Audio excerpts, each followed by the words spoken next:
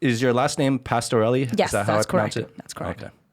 I didn't want to screw that No, up. fair. And I do appreciate the American pronunciation, because if you want to go with the Italian pronunciation, most people put on a very stereotypical Italian accent that is kind of weird. So Is it offensive? A little bit, slightly it's offensive? no, like most of my friends do it, and it's like all right, but it's like some people just go all the way overboard with the Italian accent, and it's like it's not really necessary. Also, I can tell you all about when I introduce myself in English, I say my name differently. How so? Because I say, hi, hello, I'm Maria. That's not how you pronounce my name in Italian. It's Maria with the rolling R. Oh, see, I'm really bad at the rolling No, R. but I used to do Spanish. I can't roll the R. I don't introduce myself with a rolling R if I'm talking in English. Because it would feel so weird to switch like 100% in English and then you switch just for my name. So I just introduce myself as Maria. I guess the equivalent to that would be like if I were to talk to someone who's English and I would like pronounce my name like in Chinese and expect them to also pronounce it in Chinese, Right. you know? Yeah, kind of. So Yeah, that would be like kind of, weird, right? Yeah. Like, but no, you could, but it's not, I think it's not a cultural faux pas, but it's weird. And I speak enough English with everybody that it doesn't really matter. Also, my name is pronounced in different ways in different cultures, so it doesn't really matter. Anyway, cheers, Maria. Cheers. Thank you for inviting me. Thank you for coming on the show. We're drinking the Mortlock 16 We are. single malt Scotch whiskey. Wow. Hey, it's pretty good. It is, and it isn't bad. I will add just a tiny bit splash of water, just because. So educate me a little bit, because I feel like you probably know more about whiskey than I do. Which is interesting, being that you host a whiskey drinking podcast. It is interesting, huh? It's shameful. It's shameful. I'm not here to lecture anyone. I don't pretend to be an expert in anything. I had the opportunity to just get to drink a bunch of whiskey.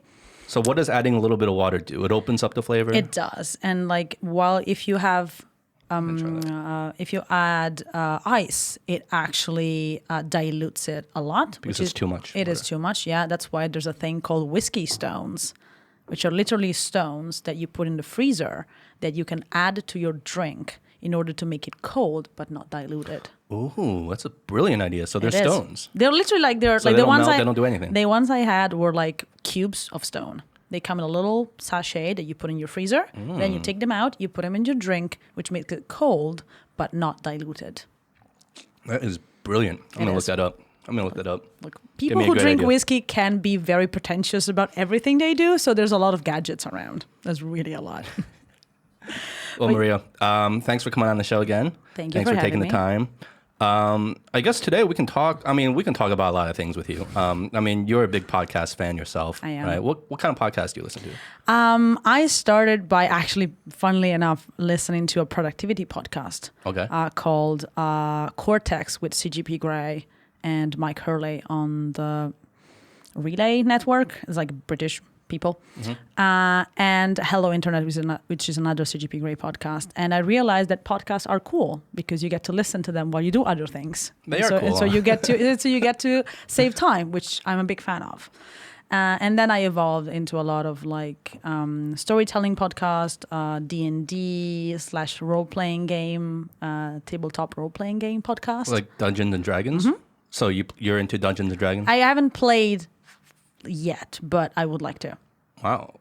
I've never met someone who's into it but has never played it. Because I haven't found like a group to play with, but I know how to play. I've listened to a lot of people play. What about Magic? Have you heard Magic? I heard about Magic. I don't understand how Magic works. Okay. A good friend of mine, her husband, plays Magic, and I understand there's cards involved. Yeah. I don't know what that looks like. I don't know either, but I used to collect Magic cards when I was a kid. Okay. Just because everyone else was doing it. But I had no idea how to play it. I used to collect Pokemon cards. You remember those? You remember Pogs? Do you ever have Pogs? Yeah, that was the dumbest thing, I think. The little round things? Yeah. Yeah. I don't know. I mean, kids collect everything. Just give them something to collect. You're like, I want it. So how did you get into this line of work? Like, so okay, correct me if I'm wrong. Here's what I understand about you. Okay. You help people really kind of live more effectively, be more productive, manage their time better, and communicate more effectively. That's correct? pretty much it. That's very well put. Yes. Yeah. I shall steal that from my website. Well, was there something about productivity and time management that just really appealed to you? Was that a problem you had faced personally in your life that you had to get over? So my productivity and time management interest is actually quite recent on a work level. I've started last couple of years to really dive into that because I had to learn how to be an entrepreneur. I always worked on a 9 to 5 for a few years, and then I got laid off. And I was like, all right, so what should I do now? And I decided maybe I can go into business for myself. But of course, I was very used to having someone tell me what to do every day. I had, client deadlines, but I also had a boss who was like, you have to do 1, 2, 3. And then I didn't. And so I kind of had to understand how to manage my time. And so I guess that's where it stemmed from. Okay, how do I get myself into a situation where I know how to manage better my time so that I can get things done? And then I started on a rabbit hole of productivity podcast and all the apps possible, imaginable. And then I realized that that's not the important thing. But I had to go through that process to understand that an app is really not going to change your life unless you know how to use it. And that's what it stemmed. And that's where I still super passionate about. So time management and how to make people get their act together and just get things done without being miserable. So how do people do that? Well, the first step is actually to know what you want. What do you want to achieve? Because if you manage your time, you want to get things done, but you don't know where you're going, that's kind of pointless. Yeah. So that's usually the first step. What do you want to achieve? Do you want to have a better life-work balance? Or do you want to get more done in your 9 to 5? Or do you want to make time to run that marathon that you've always wanted to? Or, I don't know, it doesn't really matter. But you need to know what you're working towards. So you have to then work backwards. And that's not as easy as it sounds, because lots of people don't know what to do or what they want to do, I guess. Yeah. I mean, in a way, I'm almost in that boat myself personally.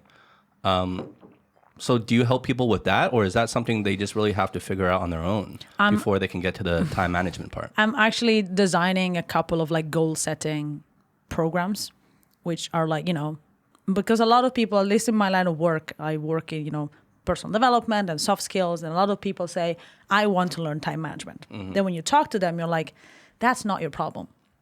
Your problem is that you're not delegating. Your problem is that you don't know exactly what you're doing.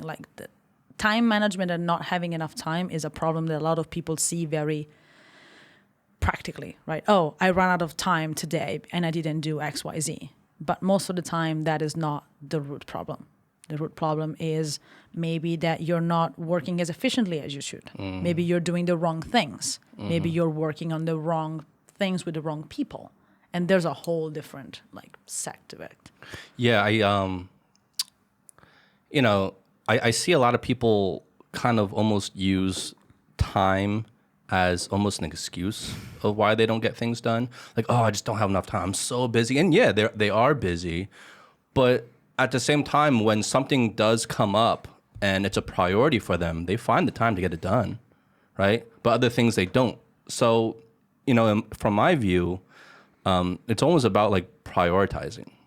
Because if it's a priority for you, no matter how busy you are, you're going to find the time to get it done, to do it. Absolutely. But a lot of people, for things that aren't a priority and they don't get it done, they're like, oh, I just don't have enough time. I just don't have enough time. And so, well, it's not really about the time. It's about this is not important to you enough. Absolutely. I just very topically yesterday, I'm a big LinkedIn user. And I was talking to a friend of mine, Alize, she's here in Shanghai, last week. And I text her, hey, I'm guessing you're very busy lately. Can we get lunch sometime? And she was she sent me a voice message saying, I don't tell people I'm busy anymore because I don't like that. So I'm good. Let's talk in a couple of weeks and we can make lunch. And so yesterday I was actually on LinkedIn and I wanted to share that because that resonated a lot with me. The fact that we do use I'm busy to just say, yeah, how are you? I'm busy. Yeah, but what are you busy doing? Yeah. And so I was actually reflecting on a lot of people say they're busy, but most of the time they don't realize what busyness is. Because you just get into this autopilot kind of situation when you're yeah, you always done like that, your routine has always been like that, but is that really serving you? Is that really making you do the right things. Like sometimes it is, and sometimes it isn't. Yeah. And so I've been trying. Sorry, Mike. I've been trying to like consciously stay away from saying busy. Yeah, there are some people, and I know some people, that almost use busy as a source of pride. You know, like those. Yeah, you know what I'm saying? Like they're Yeah. proud. It's almost like they want to say that they're really busy, and the more busy they are, and they are very busy. They're not lying about it. Right. They're very busy. But it's almost a sense of pride when they say it. It's like, oh, I'm so busy. I'm so busy. It's like, well, you know, I don't think it's about being, like what you're saying, kind of, it's not about being so busy, but what are you actually doing with that time, right? And are you actually being effective? Like, I mean, everyone can be busy, Right. but that doesn't mean you're getting a lot done. True. And also I feel that busy is kind of like you said, like a pride thing or like a badge of honor, right? Yeah. Because if I'm so busy, it means that of course I'm successful. Yeah. Because like people who are not busy, it means they're not doing anything. Like the more busy they are, the more Right. like successful they're. And I'm not saying that people can't be actually busy and have like full schedules, because of course if you're involved in a lot of projects, if you get a lot of things done, like we all have 24 hours in the day, you got to fill them, right? Somehow. But it's the same kind of people who take a lot of pride in like sleeping 3 hours a night because of the hustle, Yeah. quote unquote. And I'm not a big fan of that. I everybody organizes their time and their life however they want to. I personally feel that sleeping 3 hours a night because you have so many things to do, it's not a productive way to survive, because sleeping 3 hours a night, it's not physically sustainable for a long period of time. Do you read about minimalism? Oh, are you reading my mind right now? I do. I'm really, really interested in minimalism. I started with the very simple, like capsule wardrobe kind of thing. You know that? What? No, I'm not familiar with that one. So I started because I was organizing, like very, very simply, I was organizing my wardrobe. And I was like, I have way too many clothes. Okay. Like yeah. I don't need all of this. Also, nothing really matches. So why do I have all this stuff? And so I found this idea, which is called a capsule wardrobe, which basically means you have like 15 to 20 like staple pieces, and then you can mix and match them, like regardless of like everything goes with everything. That's why I mostly wear black, white, neutral colors, gray, and like burgundy. That's it. And like everything kind of matches with everything, and that has taken a huge like weight off my mind, because I don't have to like wake up in the morning and decide, oh, I have this blue shirt and this yellow pants, and like how do I make them work together? I was like, no. And that is like very, very visual step to minimalism, which is like, don't spend time thinking of things that don't really matter. Yeah. Think of Steve Jobs, that always had the same pair of pants and the same black turtleneck. That's an idea. Like you don't have to spend time thinking of things that are not serving you. Yeah. And then you can, you know, what the word I'm looking for? You can decline that into everything, you know, time, projects, personal life, work life, anything. So it's really about like trimming the fat, right? Like trimming the fat away from things that, like you're saying, aren't serving you and just taking up time. I think that we live in a society where more is better. Yeah. And I'm not here for it. I don't like it. I don't agree with it. I think that we can always have more, but I don't necessarily agree that more is better. I don't know, maybe it's anti-consumerism of some sort, but I don't know.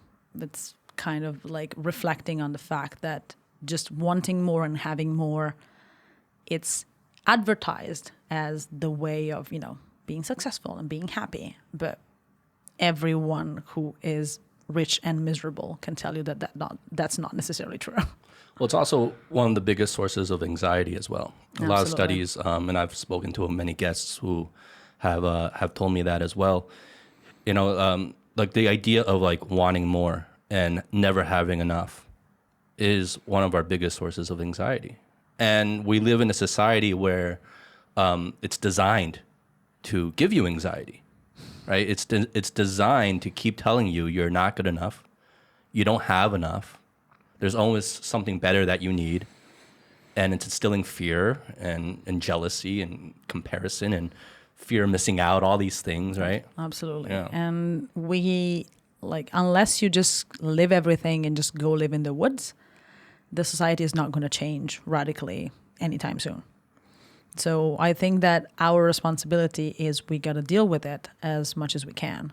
And one of the reasons is because we have the power to deal with it. Like you can shut off your social media. You can decide not to talk to people who always try to, compare their life with yours or something. So we can do things to avoid that, not in a systemic way, maybe, like not on a big scale, maybe not on the short term, maybe on the long term. But that's definitely true. Like we get bombarded, like not just from advertisement, but just from like how people talk, right? Oh, I'm going to be happy when I'll have that promotion. I'm going to be successful when I have that house. I want to wait for Friday. I want to wait for the holidays. I want to wait for next year. Yeah. And there's always this idea that like, unless you have X, Y, Z, you can't be happy. It's never about the present, right? It is never. Yeah, like everything you're saying, it's always about something external or something in the future. It's never, ever about the present. No one's ever like, oh, I'm so happy right now in this present moment. Or appreciate. Hardly anyone ever says that, right? And we go on living and we're always looking for like the next thing or that future date or, it's never about the here and now. And I don't know, I guess that can play into maybe our idea and perception of time. I mean, what do you think it is about, going back to productivity and even minimalism, because I didn't think we were going to talk about minimalism, but I think that's very much related to kind of the nature of what you do as well in terms of, just like being on track and just like the nuts and bolts of things and trim the fat away from everything, right? Right. What do you think it is about the people that you work with or what you observe in society? What do you think it is about like our relationship with time that needs, that can be improved the most? That's a big question. I think that a lot of people don't think about that enough. A lot of people, as I said before, go on autopilot, right? Because that's how everybody has ever always done. That's how, your parents did things. That's how, you find a job and then you have to wake up at that time and then you have to go to the office and then you have to, you leave at 5, 6, 7, whatever. And then you go home and then you always have this routine. And so a lot of people don't even stop and think about, am I using my time as I want to? Like, am I, quote unquote, the master of my own time? And of course, for me, I know I'm speaking from a place of privilege because having my own business and working independently, I can kind of make time for what I want. And, if you work in a 9 to 5, you are not necessarily the master of your time all the time. You have control over some parts of your time, but if you work, you don't necessarily have all control. Well, let me cut you off really quick there, because to that point, it's strange because a lot of the people that tell me that they just don't have enough time and they're just up to their ears in like work and they just can't manage anything else besides like what they're doing. Many of them are owners of their own business, And because the whole 9 to 5 thing, I get it, right? You're working for a company, you have a schedule, and it's kind of fixed, and you kind of have to be there, right? And so, but it's weird because like most of the people that tell me they're so busy are people who are running their own business, and of course, running your own business, being an entrepreneur, you're incredibly busy, incredibly busy. But it's those exact people who do have kind of domain over like the architecture of their time are the very ones that say they just can't, they just don't have enough time or they can't manage. Send them to me. I'll work with them. Yeah. Well, do you work with people like that a lot? I do. And like I'm trying to set up a more like entrepreneur focused like coaching program and coaching tools because a lot of people, as you said, I think that there's this concept that when you work for yourself, like of course you have to take on a huge number of responsibilities. You have to start by doing everything, from payroll to marketing to design to content creation to product design to whatever you're doing, right? And of course, a lot of people think that, well, it's my company, I'll do it myself. Yeah. But that sometimes doesn't translate into how much time do you actually have to dedicate to each of those things. Can you delegate any of those? Can you outsource? Can you automate something? Because that's something I personally didn't think about when I was starting. And I was like, well, It's me. Like, I don't have to pay anybody else. Of course, I'll do it at all. And it works up to a point, and then it doesn't. Because you realize that you can. I mean, everybody can do anything they want. It's just, is that really the best use of your time? Recently, like with a project, I was the one doing like all the flyers, all the back end. Like, it was not difficult work. I could do it. I can still do it. But I have outsourced that to someone who's, very good at doing that. And I got, 3-4 hours of my weeks back. That's not bad. Well, it's great in theory, because when it comes to delegation, because I have this issue, and it could be very much a me thing, like I'm in my own head too much. But welcome to the club. But the problem with delegation is sometimes when you really, like if it's your business, right? You care about it so much that there are certain things you just almost don't trust anyone else but yourself to do. Fair. I understand that. Right. Even though it can free you up massively in terms of time if you were to delegate. True. But I think that the deal with delegation is you have to do a little bit of work up front to make sure that you choose the right person to delegate to, that you're delegating the right tasks. Like, I will never delegate my company's business strategy to anyone, right? Because that's me. But I can delegate designing a flyer, because in the priority of things, that's important, but it's not as important that I don't trust anybody else. And what you have to work on is setting up, and this is not easy. I'm saying this as theoretically, but it's not always super easy to do. You have to set up the right expectations, right? And be willing, and this is something I had to learn, be willing to give very honest feedback and not saying, oh, but you spend that time on that, I'll think it's going to be good enough. Like, it's not. If you're not happy with it, just say it's not good and have them do it again until they know exactly what you expect, which means that the next time you have to spend less time checking it. And then the next time is going to be even less. And then you're just like, you don't even have to think about it because they already know what to expect from you. But that takes time. So that's an investment you have to make of energy and time that will save you time in the long run. But that's something that you have to plan for it, right? You can't expect someone to do the job exactly as you would the first time around. Because something I learned, not everybody thinks like you. Yeah. Guess what? Not everybody lives in your head. I know. Shocking. But well, that goes into communication, right? And what you're talking about is like, how do you communicate effectively? You just kind of presented the example of setting the bar from the get-go. Right. Setting the standards. So it's not just about if someone spent a lot of time doing something and they worked really hard, they put their heart into it, but it's just not good enough. Well, you got to be honest and tell them, hey, that's not good enough, because that's going to save you in the long run, right? Right. So that boils down to effective communication. That's another thing you do? I do.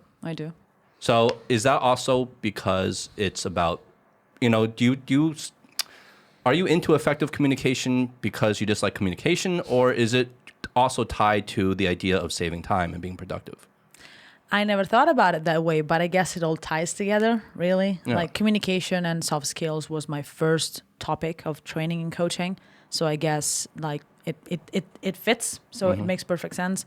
But I feel that the communication part is also between like people and culture and just different perspectives, and just the idea that we think that we communicate very clearly, and then we marvel ourselves like, why did that person like not get what I was wanting to say? And like, well, maybe you didn't communicate it clearly enough. Impossible. I'm the best communicator ever. Like, yeah, probably not. Because we don't think about how we communicate very often. At least I do, but that's my job. I think that like people who like just walk on the street don't think of their communication style and like how often they use, should and would instead of can and could or whatever. Or they don't get out of their own heads either, like you're saying, right? Like we communicate, and it's almost like I don't know how you can do it otherwise, but we communicate in the idea of like in the way we understand things, right? Yeah. With the way we process things. But the whole point of communication is letting someone else understand what you're saying. That's the whole point, after all. That right? is. So it's like almost having to get out of our own head, step out of our own shoes when we communicate. And I guess maybe that goes in with like having a high EQ, because everyone's going to be different. Every person you talk to is going to be different. So you have to know how to communicate with different people. And that's like an EQ thing, maybe? Absolutely. I understand the whole EQ, IQ kind of thing. So the emotional quotient. Yeah. Yeah? Okay. I just like to call it awareness, right? Just being aware of like who you are and where you are and who you're talking to. That's the whole like cross-cultural part of it. Because if you're talking to someone who was raised and has socialized and has experiences in a different country and different culture, how can you pretend that you're going to have exactly the same points of references? Like that's just not going to happen. In every single, like even in one country, you have people who have lived in very different situations, or even in the same city, you have people with wildly different backgrounds who don't necessarily, even though they speak the same language, they don't necessarily have the same points of reference. And so it's going to be hard for them to just click instantly. So imagine people who who were raised in, different countries like Europe and China, or like the US and, Japan or Australia or like Africa. Like I think it's very presumptuous to think that like everyone just gets everyone, and it's not really true. And just social events and like news and everything just proves that people don't really think about that. Yeah. Well, I think on the surface, like everything we're talking about, people like intellectually they understand it. Sure. But it's different in actual practice, right? Like we all know these things. We can, when you say these things, everyone's gonna be like, yeah, I get it, I know that. Right. But I guess when it comes to like actual, our actual behavior, it's a different story. Like, so how do you help people? Like, how do you help people? I guess. Most of the time it's just through talking and conversation, because like a workshop is basically a facilitated discussion. Like you just get people into a room, you give them some inputs, and then you have them think about things. So one of my favorite things to do, and I just found out that I will be doing this like in November, is actually helping teams who come from different backgrounds, like to try and communicate better together. And I work a lot through reasons I'm still not sure. I work a lot with Nordic companies, like Danish and Swedish companies. And if you ever talk to a Swede or a Dane, you know that they're extremely direct people. They don't beat around the bush. They just like what they think, they say. It's all about efficiency. It's all about getting things done. And you can imagine when they come to China, or when they have things going on with China, they don't necessarily change the approach, because their approach works wonderfully in their own country.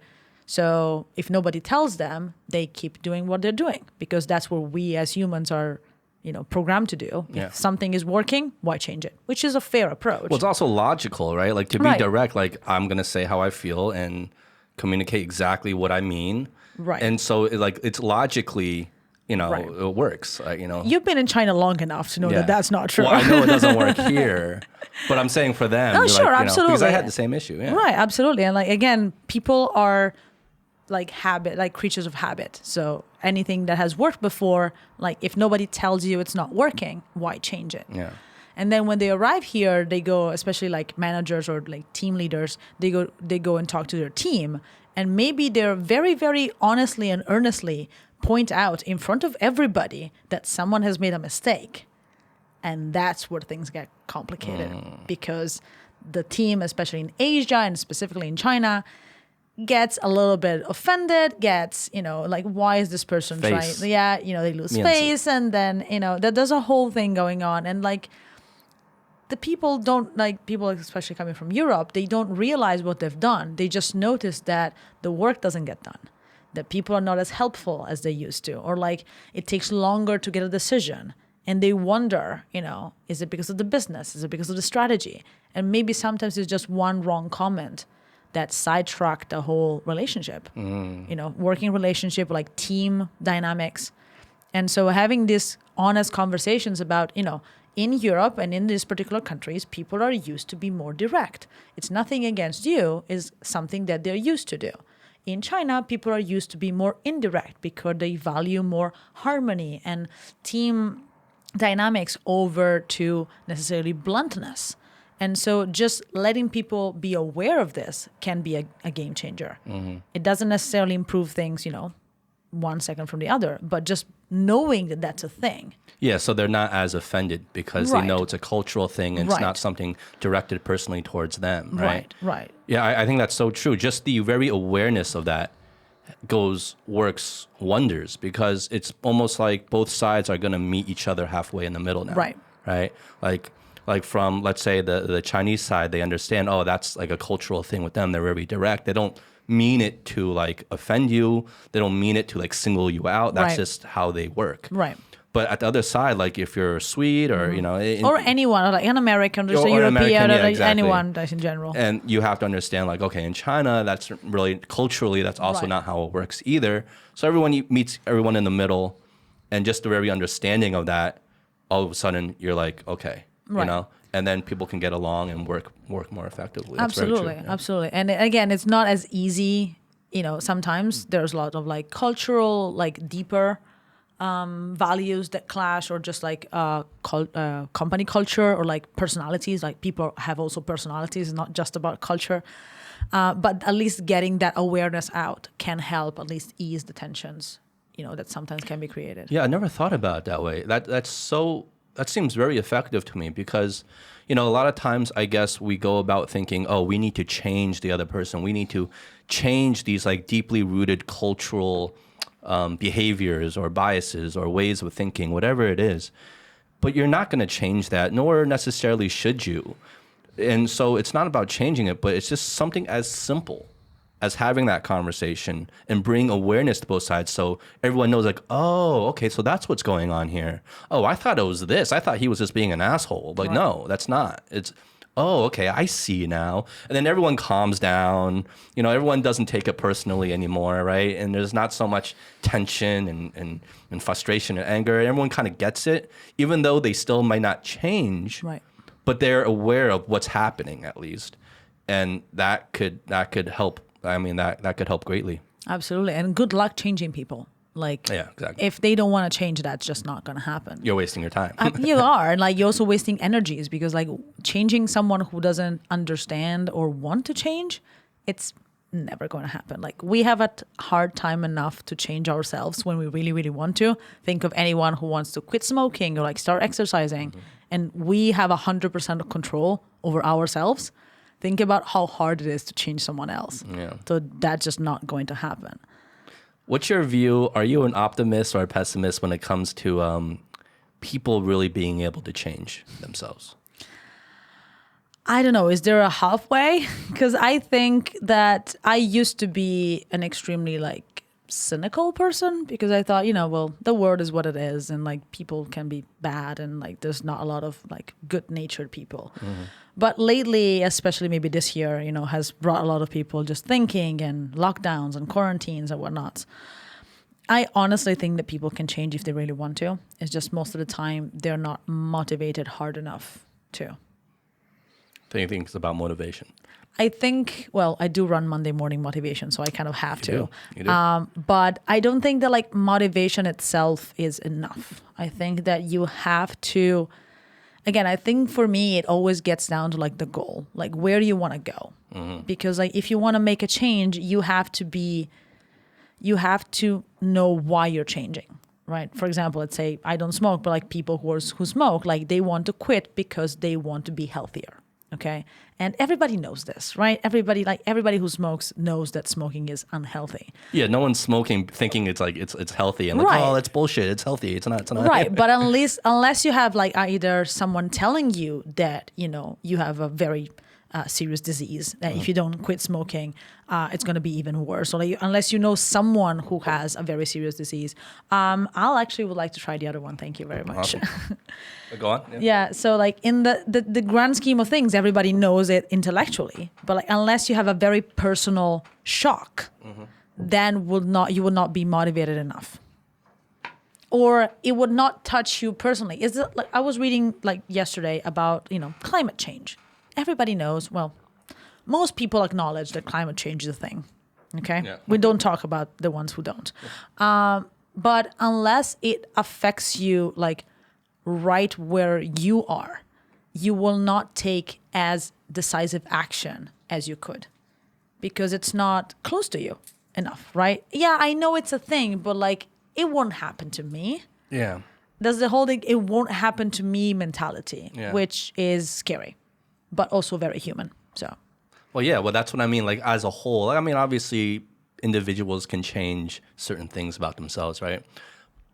But as a whole, I mean, I guess now we're talking about like more societal kind of changes on a larger scale. Like, I mean, I don't know. I'm the more time that passes, the more kind of almost pessimistic I get about actual change being able to happen. And you Okay. bring up a good point. Like this year has kind of really exposed a lot of things, It whether has. it's climate crisis with all the fires going on, and unless the fire is like burning down your house, like no one really cares. It's just news. No Right. one's really doing anything, right? Right.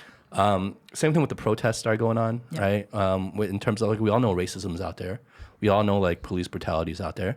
We all know these things are happening, but unless like it's really affecting us, like, Right. are people really changing? I mean, it's easy to virtue signal. It's easy to be like, yes, of course, Black Lives Matter. Of course, these things are important. And it's easy to post like something on Instagram that's, supporting that. But like, what are you actually doing? I mean, are you really kind of going about changing yourself? Right. And are you really on a day-to-day basis? I don't know. I mean, maybe I'm just talking out of school, but I just feel like a lot of these changes are so superficial sometimes. And then, a few years go by and everyone forgets it happens.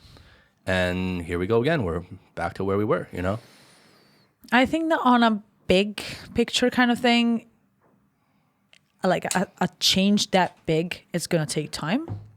But I think that everyone, like, yes, for example, social media, like it's so much easier just to post something on social media saying that you are supporting Black Lives Matter, or you're supporting your LGBTQ community, or you're supporting, wear your mask or whatever. And it's easy. So a lot of people do it. Yeah. I do agree with you that actual change, like behavioral change, it's so much harder because it's physically harder. Like you have to change what you have done. With Monday Morning Motivation and like with Janine and a lot of other people that I work with, we do a lot of like habits kind of, establishing. And I was in lockdown for 4 months in Italy, and I had to change entirely my habits because I was not in Shanghai anymore. I was working with China that was 6 to 7 hours ahead. It was ridiculous. And I had to, find a new routine and find new ways of working. And like, that's hard because you get into your routine and you know what you're doing, and then suddenly you have to change, and like your brain doesn't like it, your body doesn't like it. Yeah. And so it's hard, it's uncomfortable. And that's not even really you changing. You were forced to change Right. by external events. Right. You And didn't even have a choice in the matter. right. And like, and the same thing goes for like, things, as we said before, things that don't touch you directly. Why should you change the way you do things to help like a distant cause? I think that unfortunately for human beings, that's not an easy thing to do because we're very like, cultivate your own garden kind of thing. And if it's not directly impacting your livelihood or someone you love or someone who's really close to you, you always think that, but if others change, it's going to be enough, right? And unfortunately, that's not true. But I feel that a lot of people don't, again, maybe it comes down to awareness, right? And the whole, do your little bit part that can help everybody. Because of my field of work, I have started since a few years ago to just change the way I speak about things, like, using, more inclusive language, since that I basically think in English. I've started using like they as a neutral, like gender neutral pronoun when I'm talking about someone that I don't necessarily need to use their gender for. And like, that's a very small thing, but that's something that it's more inclusive compared to just saying he or she, which is also, it's longer, so it's stupid. And that's a very, very small thing. And I'm not pretending to change the world with it, but that's one way that if everybody did that, it would be a slightly more inclusive world. So I guess it's the idea of, like we were saying, everyone kind of doing their own little part and the accumulative effect, right? I guess. Increments. Right. Because again, we can't change others. So like that's just energy wasted if you try to really force your views on others and they don't care. They will never just change because you tell them. What about even like changing yourself though? Is your philosophy more about like, let's not think about making these like huge changes to our own character at first. It's more about small incremental changes. Oh, absolutely. Over time. Absolutely. Anyone who has ever tried reinventing, oh, this is really good. I can smell the peatiness. So good. From here. We're drinking, we opened up another bottle of the Lefroy quarter cask. Oh, this is so good. I did enjoy the Mortlach. A little bit too sweet for my taste, but still very enjoyable. This is my jam. Wow. Okay. This is your jam. I see. The Lefroy. Okay. We gotta, real quick, I gotta give a shout out to this because this bottle was brought to me by our last guest, Troy Andrews. Ooh, yeah. lovely. He brought this bottle to the show. We drank something else on that episode. So thank you, Troy. Thank you, Troy. Yeah. We'll try not to finish it. And when you come back, we'll continue doing it. Also, I have to come back now because I haven't brought you anything. And so I shall bring... No. I wasn't saying that to guilt you. No. I'm very happy to come back with a bottle of something. So I'll just make a note of that. Deal. So, so what were we talking about? Habits and incremental change. Okay. Monday morning motivation. Right? So that's a community that you and Janine started together, right? And so what is the mission with that? The mission is to share a little bit of Janine's wonderful enthusiasm and my positivity on like people can be better and like improve themselves if they want to. And it's a community where we encourage people to, very, very practically to just wake up a little bit earlier on a Monday morning and join us on a Zoom call at 7 a.m. or 8 a.m. The excuse for that is having great speakers that share with us their insights on whatever field they are experts on. And the idea is that waking up a little bit earlier can make your day a little bit better just because you have more time. And because listening to inspiring people and things that maybe learning new things can give you some insights on something that you want to change about yourself. So we started this in May 2019. So it's been a year and a half now. Mm-hmm. We have about 2,000 something people on WeChat. So that's a community that's grown quite a lot. Yeah. And I hate to say this, but it was thanks to the virus situation that we just skyrocketed during like February, March, and April. Why? Why is that? People wanted to have some positivity in their lives. In February and March, we had this daily check-in thing where me and Janine would just open up a Zoom call and just check in with people.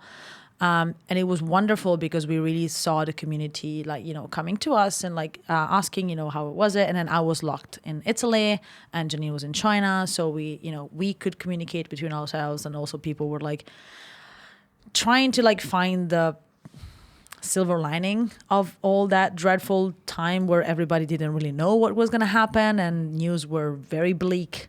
Then China started to get better. Then Europe started to get quite bad. And so there was a lot of anxiety going on. Yeah. And so a lot of people found it really useful. And most people are still there. So we do thank our whole community for actually, being there. And that has given me personally a huge outlet to support and manage this community that has given me a lot of positivity back. Because even just saying this, I've been back in Shanghai for what now? A month and a week. And having people when I was not in China, just having Janine tell me, someone approached me and say, hey, are you from Monday Morning Motivation, just randomly in Shanghai? That's nice. Because it's gotta feel good, right? Because people say, oh, you're the one from Monday Morning Motivation. Oh, I really, really like your group. And even if they don't comment on the actual group, but you do know that even you sending a little picture that takes me 30 seconds to send a picture in 5 WeChat groups that can help someone just brighten up their day a little bit. That's worth it. And, I'm not into spiritualism and I'm not energy and whatnots, but knowing that someone got their day just a little bit brighter and a little bit happier just because I took 30 seconds out of my life, I could live with that. It's such a simple thing to just do and really quick, doesn't take any time, just to spread a little bit of positivity into a community, right?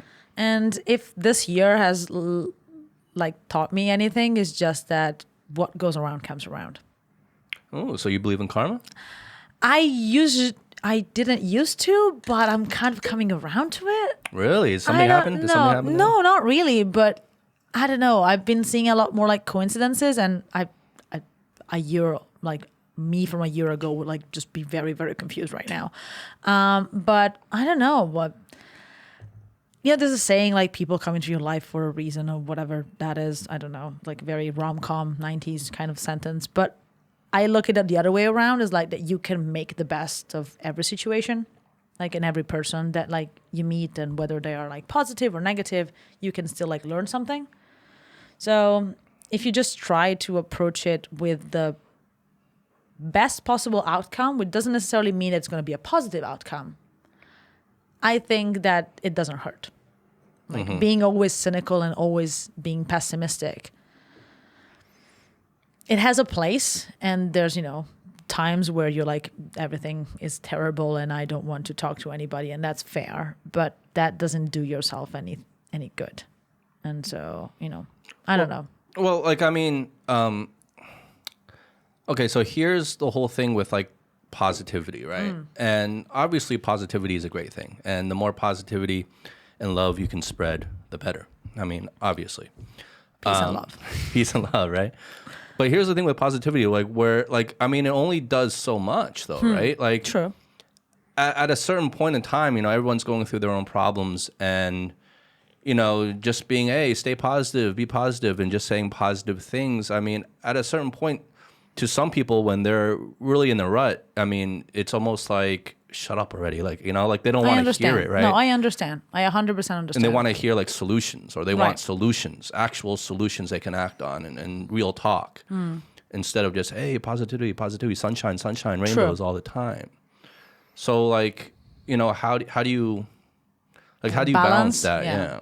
I think that has to be like definitely a balance. Like, I think that I work very well with Janine because she, like, we're very different people, and I'm much more like on an honest and like down to earth like outlook on things. Like, I do agree that putting a positive spin on things helps, but I'm not delusional.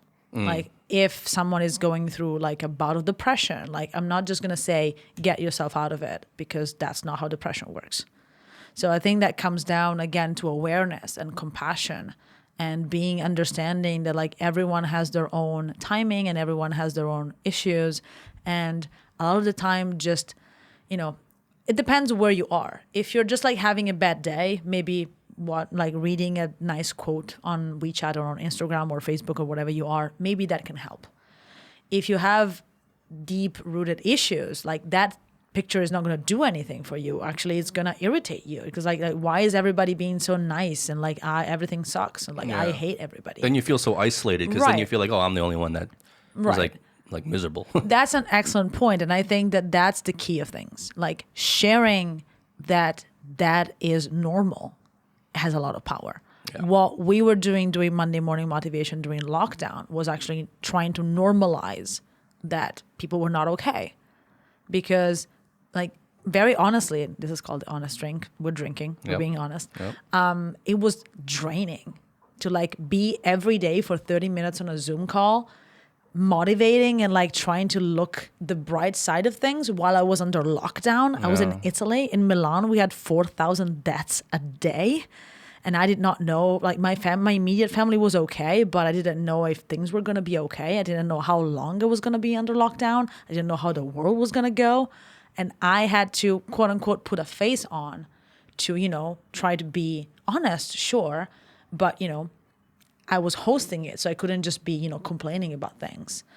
And I was happy to like provide a space for everybody to just share the fact that they were not okay. They were worried, they were anxious.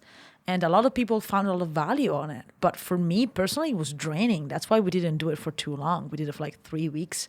And then I spoke with Janine. I was like, look, I don't think I can do this anymore, because my mental health is on the line. Like I'm already dealing with, you know, like everybody was dealing with a lot of things. And then added the idea of like, you know, putting on a quote unquote professional face. But I think that helped a lot of people because they recognized that everybody was feeling that way. And that was a place where I was trying to be more authentic and more vulnerable. And, like, sure, I'm a person like everybody. Like, I just go to bed not knowing what tomorrow is going to bring and whether I will be able to go back to China that has been my home for 10 years, where all my stuff is, where all my friends are, where my business is. And that's terrifying. And this year, I think, has taught us that a lot of people felt the same way. And, like, people started opening up. And everybody kind of realized that, oh, it's not just me. Like, or at least it's not just me that feels this way sometimes, right? And then some people feel it more often. Some people, get through it, and some people just relapse. But it's more about talking about this compared to just like pretending everything's okay. Yeah, when it's not. God, I love your mindset. I love your attitude because it's so important, and I agree with that 1,000%. Like, the idea of, like, it's really draining when you're not being completely genuine and authentic. Absolutely. It's extremely draining. And I mean, in your line of work as well, like, you're a coach, right? I mean, there are a lot of coaches out there, and they're just not even coaches. There's a lot of people out there. Yeah. And it just feels like, I don't know, I guess the analogy is like you're always on a job interview, right? Mm-hmm. Like, you're always selling something. You're always selling something, right? And you got to put up your best front. You got to put out, like, yeah, exactly. You're on your best behavior or your That's image. what I'm selling. Exactly. It's like you're constantly on a job interview or you're constantly on a first date. And that sounds terrible. Oh God, yeah, right. But it's so draining, but the more you do it, like, people see through it. Like, people are a lot more intuitive than we think. Yeah. And you see through that. And then there comes to a certain point, even though a lot of these people mean well, right? It comes to a certain point where they're not being as effective as they can be because, there's a certain sense that this is sort of a performance, right?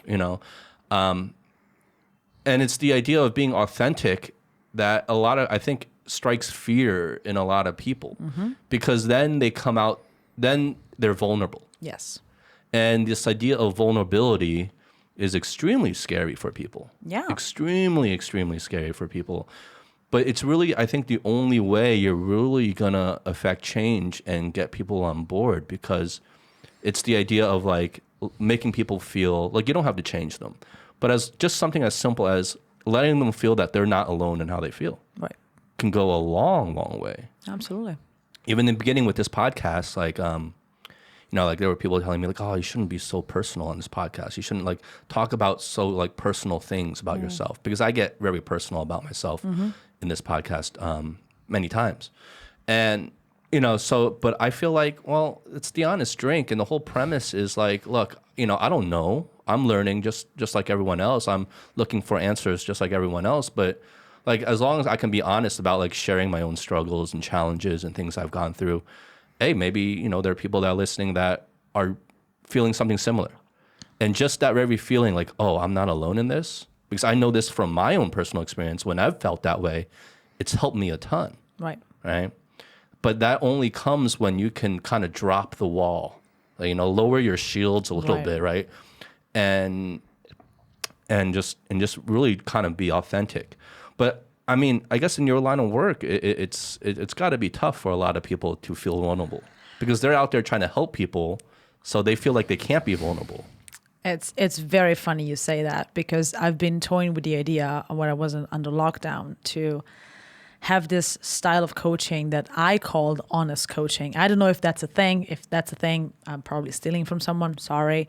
But the idea that, like, a coach, also a lot of people just, like, have an idea of what a coach is. Like, it's either someone who just tells you what to do and just, like, with a little whistle. Yeah, like, hey, you got to do 1, 2, 3, or like someone who just keeps asking you questions. And my philosophy on that, it's more about, look, I'm a person like you, but you probably need just an external point of view to figure your things out.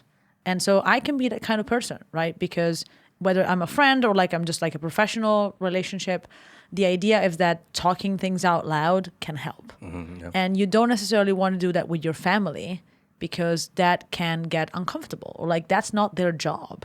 Like your family's job is to support you, but like not necessarily like to help you work through things that you need. Like that's why therapists are a thing, right? You wouldn't go to your spouse when you had like a lot of mental health issues, because you should go to a therapist, which is a professional person whose job is to help you through things.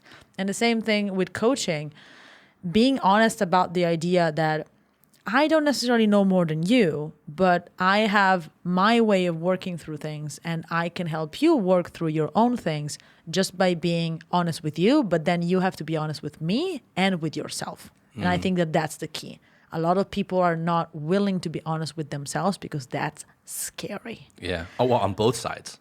Absolutely. You don't want people to see the coach and vulnerable the side patient, of you. you know? Absolutely. And then you don't want people to see the vulnerable side of you. You don't want people to see the ugly, quote unquote, side of you. And at the same time, you don't want to get hurt, because when you start getting vulnerable, you show things, right, that are not perfect, that whether your relationship or like your work or like the way you look at things, and that's not what you present to the world. That's not the face that you present, every day. And there's a reason why you have a face you present, because you want people to think you're perfect. Yeah. And spoiler alert, nobody's perfect. Yeah. Well, everyone's. I'm 100% a perfectionist.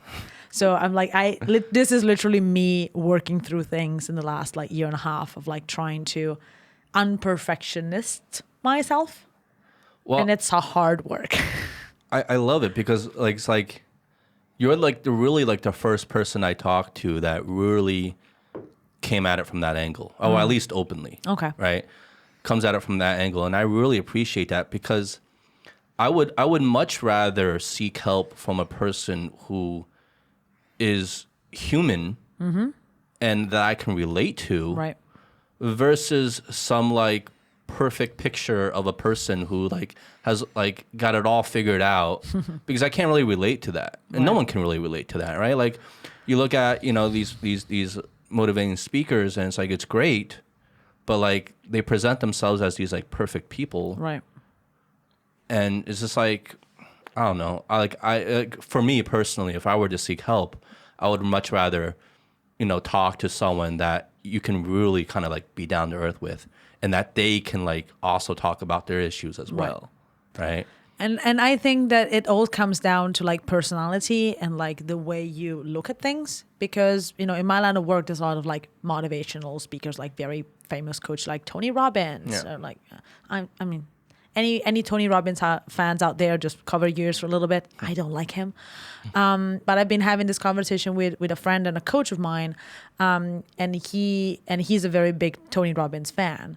And I very often bash Tony Robbins. And like, I can see his sales pitch like 3 miles away. Yeah. Like, I know what he's doing. And like, I understand that he comes at it with like, potentially a hopefully like good intention angle. But I do see, the speeches and like the microphones and like the 2,000 people stadiums. And you're like, is that really necessary? And the spoiler is that not everybody thinks like me. There are people who genuinely think that someone who has their shit together is their model. Yeah. And having someone to aspire to is motivating to them. It's not to me.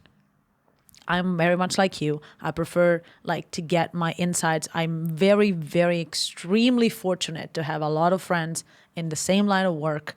There are coaches or they gravitate towards like personal development, and I get to talk to them very often about all these kind of things.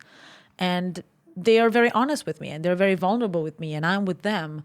And we get to have these conversations where we both get to grow. And that's wonderful. And I do wish that everybody can get that. But I'm not motivated by the Tony Robbinses of the world, because I don't know, I'm not a role model kind of person. I get this question a lot, like, who's your role model? Like, I don't know.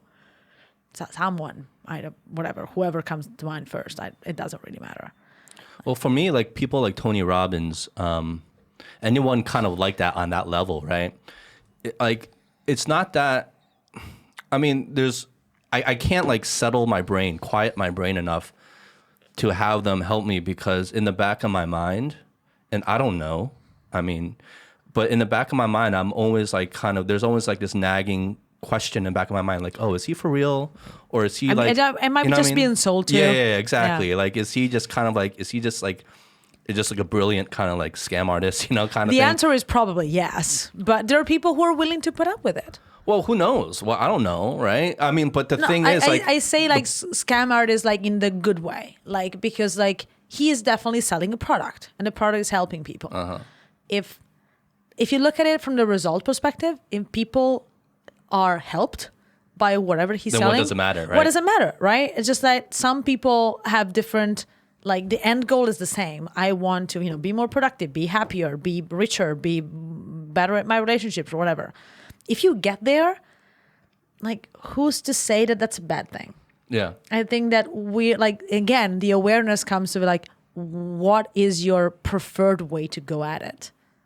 Yeah. Like, It's a very individual thing. What is the process you want to get through? Like, do you want someone who just like motivates you, like every day just tells you what you have to do and like, urges you on and like quote unquote insults you like if you don't do it? There are people who are genuinely motivated by that. And that's great for them. And that works. I'm not. I prefer to have a conversation with people. And I prefer to like take my time and, have existential crisis every 3 days for like, what am I doing with my life? And that's my process. Yeah. And I'm not saying it's better than another process, but knowing what works for you, it's a huge game changer. But that takes time. Well, it's like televangelists too, right? Oh, like Lord. okay, that's a different thing. No, but okay, it's sort of the same those thing, are scam artists. They're like those are 100% obviously, scam artists. yeah, those are Yeah. 1,000% scam God. artists. But it's the same thing. Like if a person's really getting like spiritual help, Right? watching a televangelist, like then where do you draw the line? Like at the end of the day, like is it good or is it bad? You know what I mean? Like well, then it really becomes like an individual thing, right? I guess. My coach friend would actually say that that's about intention. Like, and again, you have to assume intention because unless you really go to Tony Robbins or to the televangelist, like even if you ask, they will probably say, I'm doing it for the good of the people or whatever. But, critical thinking comes into mind. And like, that the televangelist was telling you that God wants him to have a yacht. It's probably not doing it for the good of the people. Okay. Yeah. But, if someone is doing it with the right intentions, and it's helping people, just because I don't like his methods doesn't mean that it's a bad thing. Yeah. Although there are, then we can go into like cult territory, which is another like pet like topic on mind. One of my favorite podcasts is about cults, cryptids, and conspiracies. That's literally the name of the podcast. Shout out to Chelsea and Christina. It's a very, very good podcast. I need to check that out. Yeah. It's very good. It's very, very good. They talk about cults, cryptids, and conspiracies. It's very delightful. That's right up my alley. I'm going to check that out. Delightful. But cult leaders are very influential people and like they are very good at getting people to do what they want for their own good 99% of the time. Whether they're aware of it or not, it doesn't matter. They indoctrinate people about whatever they think is the law of whatever religious figure they choose to follow, and usually it doesn't end that well. It never ends well. So, but like, where do you draw the line, right? Because there are a lot of really big and successful like motivational speakers. Mm-hmm. I'm going to bring up Tony Robbins just because that's kind of like the only one I know. He's the biggest one. He's the biggest one, and like but he's there's a the lot of big embodiment ones. of a lot of people like who do Like on YouTube, you'll find like a lot of really big ones that are making millions and millions of dollars doing what they do. It's just that I just know the name Tony Robbins. But anyway, when it comes to him and his followings and other people like him and their followings. There is, some people define them as a cult as well. Absolutely. Like, what's the difference, right? Again, shout out to cults, cryptids, and conspiracies. Chelsea and Christina would say that like what it matters is like the behaviors that people are forced into for a cult. Like, yes, some ideologies can, let's say, be cult-like because anyone who's like blindly following just one source, you could theoretically say that they're like indoctrinated, right? Someone who just like blindly follows like one source of news, someone who just blindly follows what one friend always says, or like someone who blindly follows whatever their boss or their, parents or their church leader or their, podcast host or whatever. Like that's just the brain not getting any information from any other sources. Like to be in a cult, technically, like there's a checklist. If you go on the internet, you'll find like a cult checklist, which basically means, what kind of behaviors are people forced into? Like there's sleep deprivation, like what are you supposed to wear? Cut all your ties with your family, like a lot of like dietary restrictions, like who are you supposed to have relationships with? And like how is your day scheduled? Because of course, if your day is scheduled very tightly, you don't have time to think. And that makes you like think of things they want you to think, and they don't leave enough time for critical thinking. And then physical work, which makes you exhausted, which makes you less likely to question why things are happening. So I guess it boils down to how much control are they implementing with you? Yes, that's correct. So I would say that going to a motivational speaker's like 3-day seminar, you could feel like someone is trying like to sell, quote unquote, their view of the world. But, as long as you're able to get home and like do whatever you want with it, I think that's okay. Yeah, I guess according to that cult checklist, then Right. it wouldn't be a cult at all then, because like you're totally free to live your life. There's no control. Right. I guess where it becomes like shady is well, not shady, but where a lot of people question, is this kind of like cult-like behavior, is when people are just kind of like blindly like paying ridiculous sums of money for every product, every seminar, every event that this person puts out, right? And they're just like throwing their money at them. Absorbent amount of money. It's like we're not talking about like, a few $100s. Have you ever heard of Apple? Apple, you mean Apple? The company Apple? Yeah. How many people do blindly throw money? We're going there now. We are. I'm not an Apple fan. Okay. How many people do blindly throw a ridiculous amount of money for the newest iPhone? Yeah. Like, again, I'm not an iPhone fan. I have nothing against the iPhone per se. Okay. It's just that how better is that phone for that price compared to any other phone? Most people don't buy an iPhone because it's a better phone. Most people buy an iPhone because it's an iPhone. And I'm very, I get you. I'm happy to be wrong, but like as someone who doesn't buy Apple products because they're kind of a cult. I'm struggling here. All right. Because Sorry? no. You have nothing to apologize for. I'm only struggling. I'm struggling because I kind of agree with you. But that's only because if I didn't agree with you at all, I wouldn't be struggling. I just tell you my. Right. But here's where I'm on the fence. Okay. Though. Because Apple genuinely does maybe they've been slipping in the past, year or few, ever since like Steve Jobs passed, maybe. But I mean, before that, like they were putting out like the best, most innovative, and most user-friendly, best-looking devices out there. Okay. Like, I mean, they were fair. No, that's fair. So, nobody questions. Yeah, so that's fair. So like by putting out the best stuff out there, they got the demand for it, and they got like a loyal customer base for that, which is completely fair. I mean, that's capitalism. That's right? That's capitalism. That's a business, right? Right. So it's like I equate that to like kind of like Nike. Like I mean, like people are buying Nike sneakers. Well, then you can say Nike fans, people who buy Nike sneakers are a cult. You can say they're cult following because they only buy the Nike sneakers because they're Nikes, right? I mean, they're not. The quality isn't really any different than an Adidas. Right. I think that it still comes down to intention. Like what you just said is like are you an Apple fan? Like, do you have Apple products? Yeah, I have an iPhone. Okay, yeah. all right. Yeah. I mean, I'm not diehard. Why did you buy your iPhone? I bought my iPhone just because of convenience. Okay. Yeah. Because of the Apple system. Yes, because of the Apple system. Also because okay, so here's a funny story. Before this phone I just bought, because I just bought a new iPhone. Okay.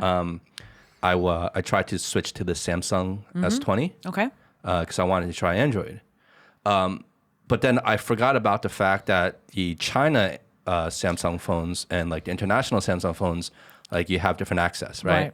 So I couldn't like download, like I couldn't get access to like the Western App Store to download VPN and all that stuff. Yeah. So it was kind of like unusable for me. Right. So I sold that and went back to Apple. Okay. just because of the convenience of it, and there's Apple stores everywhere, and it's Sure. just whatever. And I'm familiar with it. Yeah. Fair. And but you are making all those reasonings, and that's fair. But I'm not like diehard Apple. Like I don't have to have. No. But like that's like you like to me that's like enough to justify the choice because you're thinking about that choice. There are people who are genuinely buying an iPhone just because they have to have an iPhone because it looks better, because their friends will judge them if they don't buy an iPhone. That's what I'm criticizing. That's what I'm saying, like, that's cult-like. Because if you're honestly, like, comparing different technology or different ideology or, take the metaphor, whatever you want, if you're honestly comparing and deciding that this one suits you better, power to you. Like, that's all what critical thinking is about.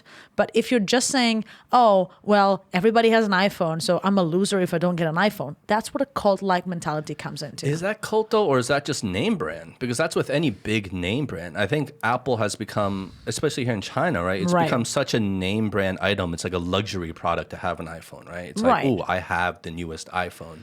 It's like having like a Chanel bag or something like that. I don't know, but it's a fucking name brand, right? It is, and at the same point, like you're right. Maybe that's not cult. That's just capitalism. Yeah, well, that's just brand identity. Right, but like I had, and this is true, I swear. I have a Xiaomi phone. I had Xiaomi phones for the past 4 years. I have a Dell computer. I have a Xiaomi pad. Like I heard good things about the Xiaomi phone. The Xiaomi phones are pretty okay. Like you can put the Google Store in it, and that works pretty okay. But pretty okay isn't exactly selling people on the Xiaomi phone. I'm not a Xiaomi diehard fan. Like so far for the price I'm paying, I'm getting very good quality, and like I never had any issue with it. If tomorrow a different brand comes out that has like better quality and like cheaper price, I'll buy it. Okay. Like again. You're rogue. I have a lot of Xiaomi products because again their system is working and like for the price I'm paying I get very good value. Yeah. But I'm not like I won't defend Xiaomi to the death if they start doing crappy phones. Yeah. But I had someone, and this is I swear it's true. Someone, a Chinese colleague of mine, looking because Xiaomi's, to be fair, they do look a lot like iPhones because they're very, very similar. And I was looking at my phone and she was like, oh, what phone is that? Is that an iPhone? And I was like, no, it's not. It's a Xiaomi. And she looked at me bewildered. And she was like, you have a Xiaomi phone? I was like, I do. Thank you. I do. And she was like, oh, it's okay. You're allowed Y, so you can afford it. And I was like, this is cheaper than an iPhone. And she was like, yeah, but like if you buy a Xiaomi, it's good and it's cool. If a Chinese person buys a Xiaomi, it's not as good as having an iPhone. And I was like, I don't understand where this is going, and I'm very confused, but I'll just go away now. I kind of can get what they're saying. Right. Is that like a face thing? Is that like a status thing? Is No. It's more of like... This is very good, by the way. It is good, isn't it? Quarter cask is extremely good. No, it's more, I think what they're saying, I think it's more about like being like non-mainstream, like out of the norm, rebellious, in the know, like underground, it's about being cool, right? So like for a Laowai, because Xiaomi is a Chinese company, right? So for a Laowai to buy a Xiaomi, it's like, oh, they're being cool because like they're going against like the grain, right? Like being a little bit rebellious, they're going against the grain, not what you would typically expect in getting a Xiaomi. You would expect the locals to buy into Xiaomi because that is a Chinese brand. Xiaomi is huge. Right. So for them to buy Xiaomi, it's almost like, okay, that's expected. It's almost like typical. Right. So for them to... I don't know. Is that where like buying Apple goes against the grain? But like everybody has an Apple. See, exactly. So like it only that example only works for Laowais. I see. Okay. Because Apple is so mainstream, right? That it is the grain. Right. You're not going against the grain. Right. Exactly. Everybody has an iPhone like that. There's nothing to rebel against. Like, although Apple is think different, and I think that it's very ironic right now. Apple's like motto is think different. Okay. So can you explain that? No, I saw your smirk and I know what you're getting at, which is like, yes, Apple does think differently because they did invent the iPhone and nobody knew that we needed a smartphone until we got one.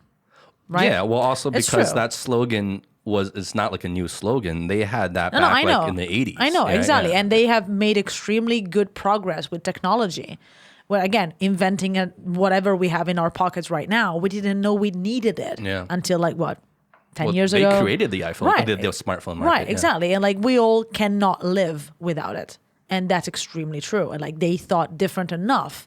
And we all got this new need. And honestly, I don't think I could live without a smartphone. Yeah.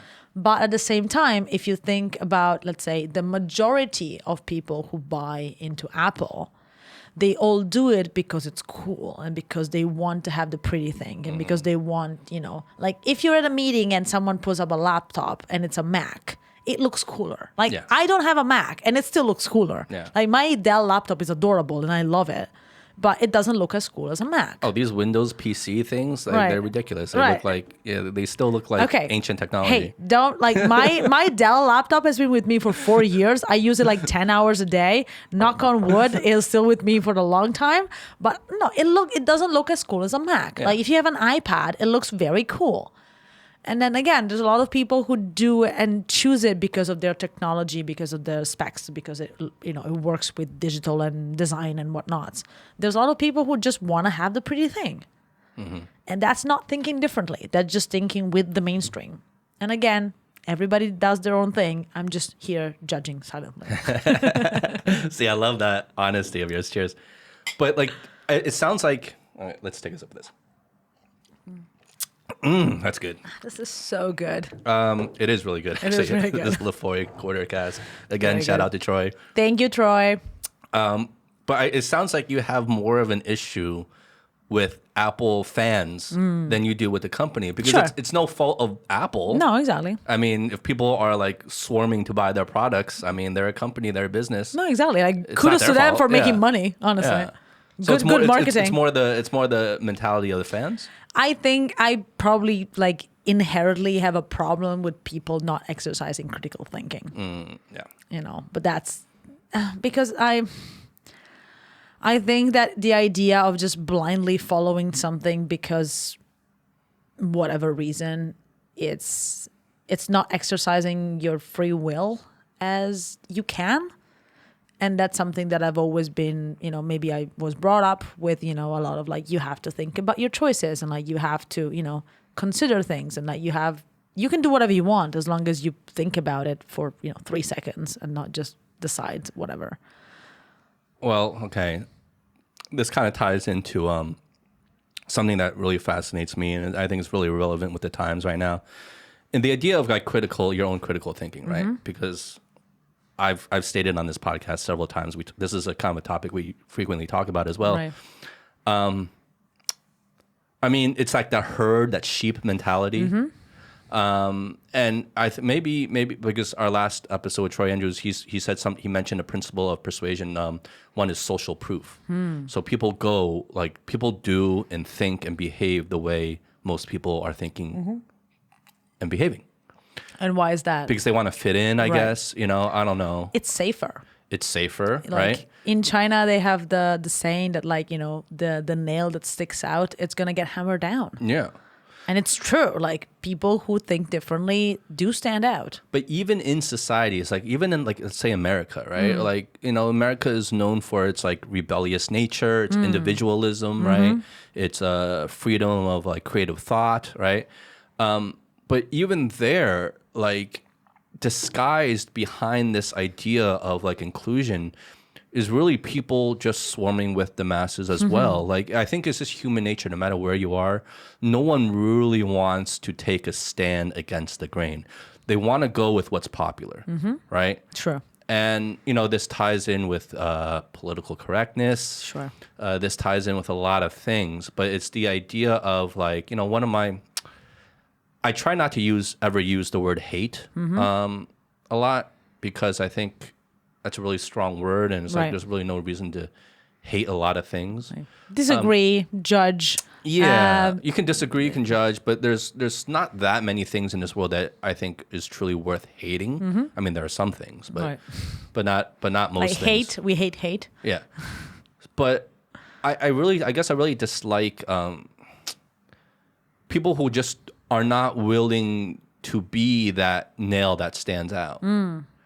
And a certain part of that comes from, like, why I dislike it so much is that I don't know. I just feel like if you don't have like the balls to like even stand up for your own honest beliefs, then you're never going to have my back. Right. You know, you're not going to have anyone else's back if you can't even stand up for yourself. If you're too afraid of that, you're going to be that guy that runs away when shit hits the fan. Right. You know, and that's just like, I'm going into my own personal shit right now. But anyway, I just feel like that is a plague right now in terms of, I guess that was a really wrong choice of words to use in this time. But it really, it's whatever comes to mind. So probably. But it is though, right? Because it's almost like everyone's walking on eggshells right now. And what happens is no one wants to really voice honestly what they're thinking out of fear of being canceled, retaliated, losing their job or being unpopular or whatever it is, you know? Right. And so what happens is you create this culture and this environment of everyone being fake, of fakeness, and just going along with the popular opinion at the time and not standing out. And that doesn't help. That doesn't really create progress. True. Very true. That doesn't create an environment to have an actual conversation about things. Right. Agree or disagree. Right. But it's just about like, I'm so fearful that I'm just going to go. And a lot of people are doing this without really even knowing. Yeah, absolutely. Yeah. If there's something I can offer is like when I work in cross-cultural communication, again, my very good colleague Annette from Denmark, she has a very good model to work with this. And one of the aspects that she works with is risk. Like, how high is the risk in a society? Take the Nordic countries. Like, if you lose your job, the state has your back. You know, if you can be honest because your boss knows that if you're honest and even if you criticize them, they don't take it personally. Take a country like China or like Asia, Japan, Korea. A lot of people, if they stand out, they risk to lose everything. They lose their job. They might lose their income. They might like lose their house. So, and this is just a perspective. I'm not necessarily agreeing with all of it, but at the same time, like not everybody is in the position to be able to disagree with, like, let's say, the bigger thing all the time. I think that is probably a duty of people who, duty is a strong word. I think it's a responsibility or like an opportunity for people who are not constrained by any risk to like speak out. But it's a position of privilege. Like, as foreigners in China, I know that I personally, as a white woman in China, I have some liberties that other people don't have. The other day, I work with a Popcorn Club. Shout out to Davey. Popcorn Club, you know them? Yeah. I was doing a Pride and Prejudice Club, which means we're talking about the wonderful movie and marvelous book. And I'm a white woman in my 30s and who really doesn't want to get married or have children. This is shocking to like a lot of Chinese people. I was like, wait, what? You can choose not to get married? Like, is that a thing? Like, yeah. Like that was a choice? Right. Yeah, it is. And like, I know that I'm privileged enough because I come from a background, like regardless of coming from Italy, like my family has always been relatively progressive. Like my parents got married when I was 5. I was the ring bearer girl of my parents' wedding. Oh, wow. Okay. In Italy in the 90s, that was definitely not like a common thing. Yeah. And my parents got married in City Hall, didn't get married in a church. And again, I come from Milan, which is a relatively progressive and modern city, but still, like that was definitely not the normal thing. And so I know that my upbringing and my family had an influence of like my values and how I think. And so that's a position of privilege where like I told my family I don't want kids and I don't want to get married. And my mom was like, okay, all right. And I know that Chinese, especially women who try to say that to their family, don't necessarily get the same support, right? They're like, no, you're 25 and you're not married. Like, what's wrong with you? Just go and find a husband. And it's hard to say no to family because family loves you and family supports you and they've been there for you your whole life. And you don't want them to be sad or disappointed. Yeah. And that's the whole, Sunday morning People's Park, Remingong marriage market thing, like where you're 25, you don't have a husband or a wife and you gotta find one. Tell me you've been to the marriage market in People's Square. No, I have no idea what you're talking about right now. You, excuse me? What? I have no idea what you're talking about right now. I'm educating so many people about this. Like the marriage market? Yeah. What? What do you mean? Anybody who has time on a Sunday morning. Okay. This was pre-COVID. I'm guessing they still have it. I don't know. I haven't been recently, so I might be a little bit outdated.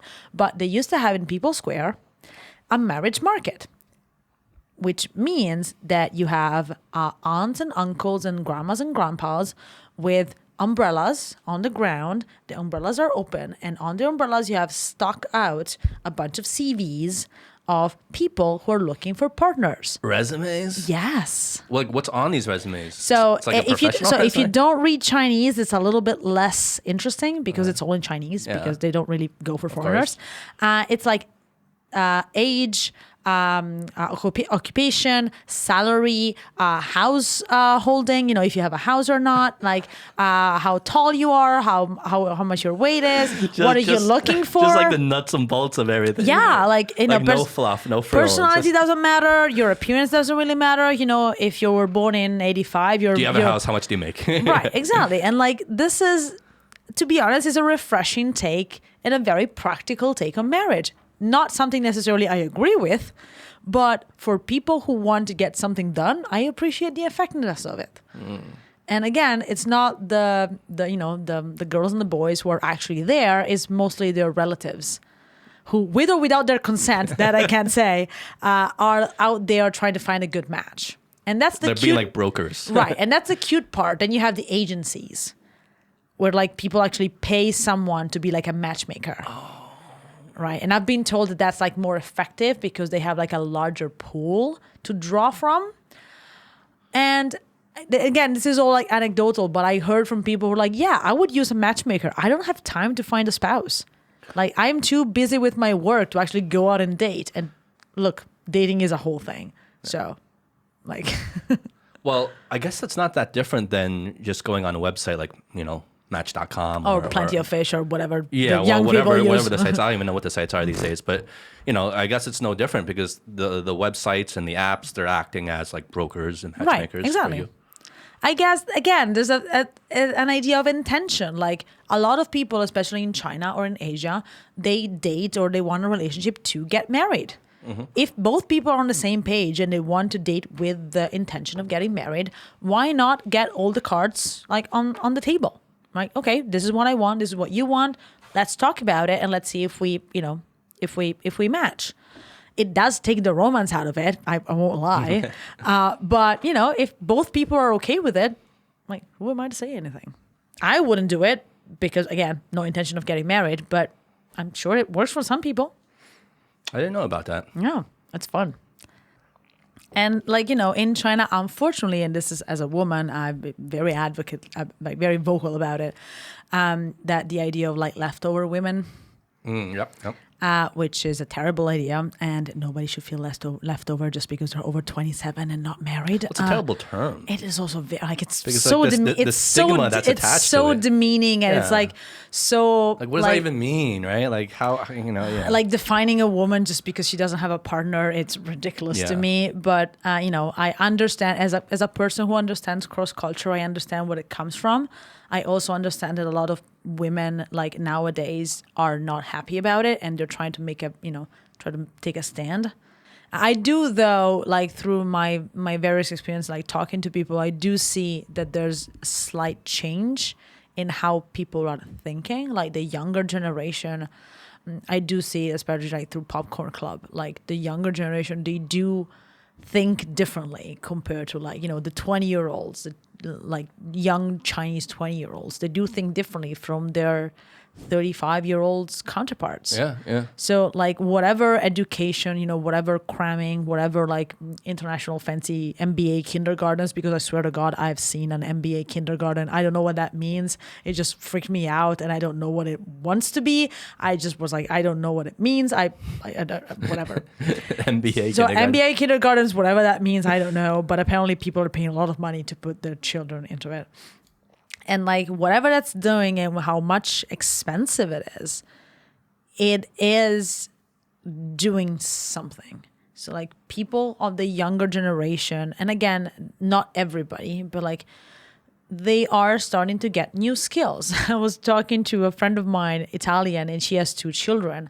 One child, the boy, he's 5, and the girl, she's like 1.5.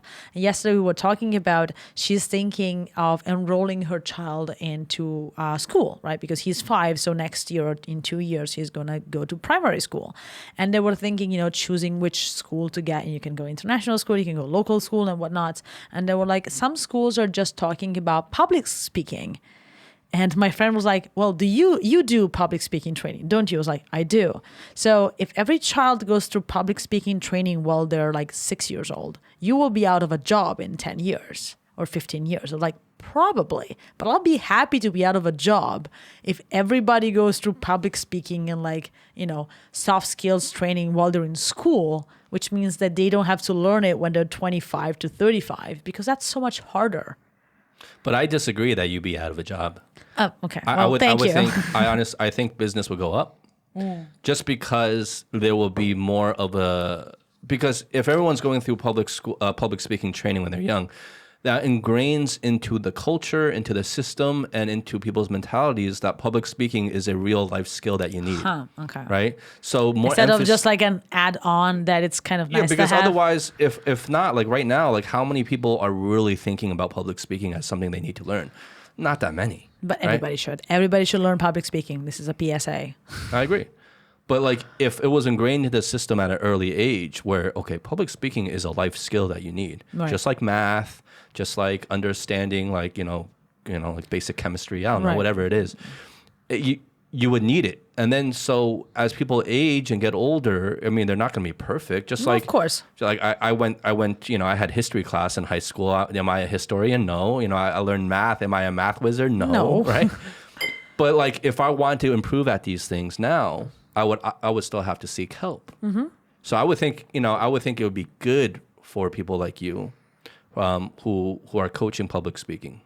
I wouldn't think it would take away. Right. Yeah. Okay. Well, I appreciate the confidence. And also I agree with that, because a lot of people I think a lot of people I come across like, in their from 25 to 30 to like their 40s, when they are like in a corporate job or like they're in entrepreneurship, a lot of people are starting to realize that a lot of skills they need, they were never taught in school. Like, you see a lot on the internet, like, if I only learn how to do taxes, at school, I will be a happier person, which is true. Like, if that's a life skill you need, why are you not taught in school, right? Critical thinking in Western countries is not even thought as like an extra thing, is like weaved into everything you do, right? So you can criticize your teacher, in the realms of like being nice and polite, but you can ask questions to your teacher, and the teacher's responsibility is to convince you that whatever they're talking about is correct. Do that in China and you like get detention or whatever the equivalent is. I know because I did that, and my Chinese teacher in university hated me because I kept questioning him. To be fair, he was a very sweet teacher. He was just out of teacher's school. He did not know what he was going into, like just getting into a bunch of foreigners. And me specifically is like, hi, I really want to learn this. Can you please tell me why? And he was like, because. I was like, that's not good enough. You got to do better. I was like, but I don't know. I was like, well, not my problem. You're the teacher. So I kind of gave him a hard time. I'm sorry. Xinlaoshu. But like that's what, at least I, like my personality and how I was brought up is, if I don't understand something, I'm going to ask you about it because I want to learn more. And sometimes that makes people uncomfortable, but sorry. Well, the whole idea of critical thinking, I mean, and we were talking about this earlier, but like, it's worth going back to is that there is almost this sense of, like, it's almost a lost art now, and it's everywhere. It's not just China. Like like absolutely. Like I don't know Europe. I'm not from Europe. I don't really understand. I don't really know anyone in Europe. But like I grew up in the United States, so I'm very familiar with that culture. New Jersey. Okay. Yeah. So I know in the United States there are I don't know. I think there's this sense of like lack of critical thinking there as well now. But it's trickier because it's veiled under this idea of freedom of thought, freedom of speech, Right. and when you're raised there, you're almost brainwashed in a way to think that, like, okay, you're the best country in the world. You guys have the most free culture, freedom. You know, everything you guys do is the best, you know, and there's all this creativity.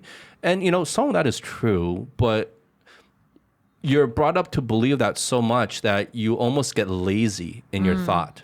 Okay. So you get lazy because you just take everything for granted and you're like, okay, well, of course, what the message being put out there by the media and you know, authority figures is going to be true. And of course, you know, American democracy is the best thing in the world. Of course, we're the most free country in the world. Right. And of course, Insert eagle screeching sound. Exactly. Of course, we have like the best, you know, thinkers here, and of course, like, you know, all the other countries are lower, you know. Sure. So there's an idea of American number one and American whatnot. superiority, right? Right.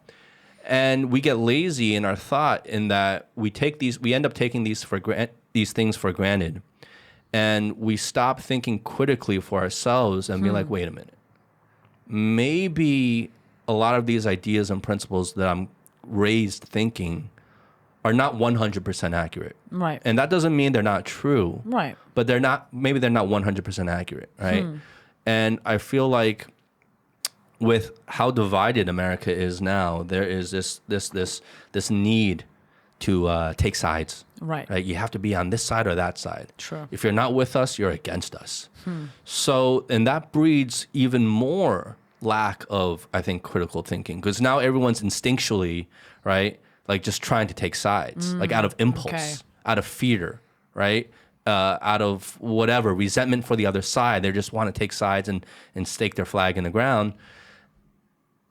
And that is, I think, diminishing kind of personal and individual critical thought in terms of, okay, what's really going on here? And even if people are thinking critically, there's this other idea now of like, you know, again, you know, political correctness of like, okay, well, even if I do think differently, I'm not going to voice it. I'm just going to go with what's popular, Right. what's safe. Because people don't like to be unliked, right? Everybody likes Yeah. to be popular. Everybody likes to be, you know, everybody wants to have an echo chamber who they have like, yeah, sure, you're right. Of course the you're echo right. chambers, You know, exactly. like, again, going back to, again, my favorite podcast, conspiracy theories, right? I did a popcorn club about conspiracy theories, and it was the best thing I've ever done recently, because I had this like, you know, local Chinese people who were like, why do people believe in conspiracy theories? And I was like, well, what do you think? And like, we had this great discussion about critical thinking and like echo chamber and like only trusting one news source. And like, if your friends all believe in the same thing, you trust your friends. So of course you're going to go with whatever your friends who you love and trust, you know, tell you to think about, right? But that's the danger of not being aware of like all the possibilities. That's the danger of like only trusting one source, like we're talking about before in the cults, right? If you always only trust one source for all your information, I think regardless whether that information is good or bad, that's too dangerous to just trust everything you think just one source, one people person. Do it because it's comfortable, it's It familiar, is. it's It absolutely easy. is. To break out of, and I agree, echo chambers are probably like one of the biggest threats to actual critical thinking, because Right. when you're in an echo chamber, it's just this is feedback Yeah, of like, you're right, and everyone's saying the same thing you are. So there's no more need to kind of play devil's advocate, let's say, right? And so that's one of the biggest threats to actual critical thinking. But it's easy, you know, it takes less effort to actually break out of an echo chamber and to really question yourself. I mean, that's a lot of work. It is. It's uncomfortable. It is. And it's a lot of work and energy and effort to do it. And I think a lot of people are just very honestly, like humans are like, okay, I don't have a degree in neuroscience, but like throughout my work, I've been dabbling into understanding, how the brain works and like how the neurons and whatnot. It's like our brain is designed to feel pleasure. Our brain doesn't like pain. Yeah. That's why learning a new thing is uncomfortable. Learning to wake up at 4:30 in the morning for whatever reason you want to. I don't advocate it, but apparently that's a lot of successful people wake up at 4:30 in the morning. Sure. But like that's uncomfortable because you have to change, and change is uncomfortable. And it means changing the way you think and you do. And our brain is not wired for that. Our brain is, look, things are crazy enough around me. If I find something that works, I just want to stick with it because that just simplifies my life. And like that's how our brain works. But a lot of people, I think, take that to the extreme, which is like anything that makes me feel slightly uncomfortable, it's bad. I'm sure you heard about, like the comfort zone, like the growth zone, and like, whatever. And again, I think I'm just going to repeat myself like a broken record, but like awareness is the key. Like if you literally stop and like analyze where you're at, and you'd realize like maybe what you're doing is just a little bit too much in your comfort zone and it's not getting you what you want to, then maybe that's time to, put your big boy pants and like just try and be a little bit uncomfortable. And that's going to suck. Yes, absolutely. It's not going to be nice, but that's the only way to get what you want. Like I remember my former boss, she had a book that I don't remember who is it from. I'm sure people can figure it out. Which is like, what got you here won't get you there. Which is like, you got here doing something. And if you keep doing the same thing, you'll keep staying here. If you want to like step up, elevate, change things, you got to do something different.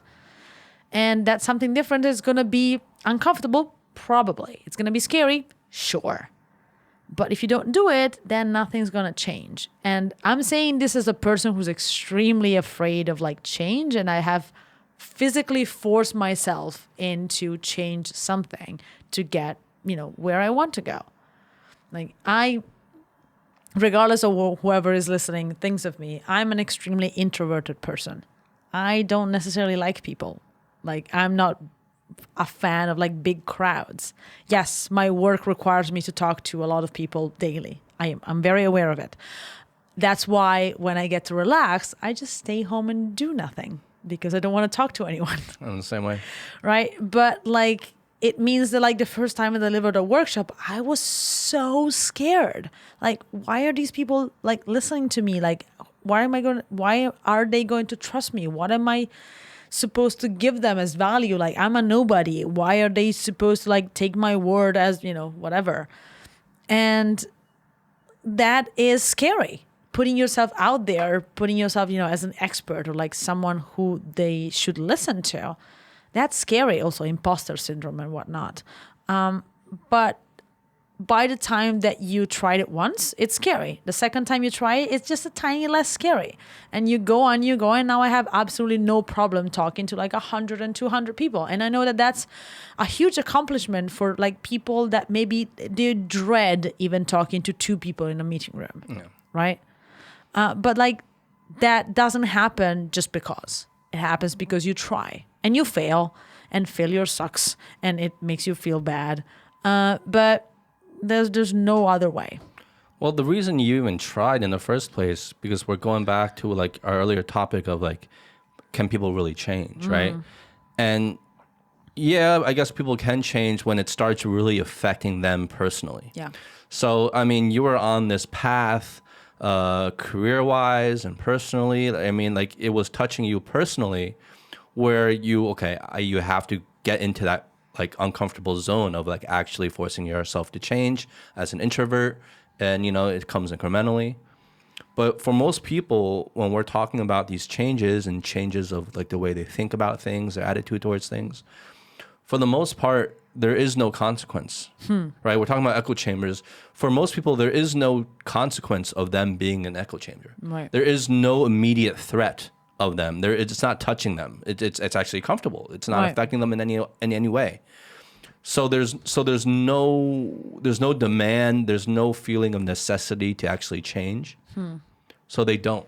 There's not that trigger, that spark that forces them to change, which we kind of, maybe we both agree on is like people need that in order to change. Otherwise, it'll never really happen. Right. We'll go back to priorities, right? Again, saying this probably for the 10th time today, but like this year, I think has been it's been a weird year, to put it mildly, but has been a year where a lot of people have started, whether by choice or by, being forced to, think of what their priorities are.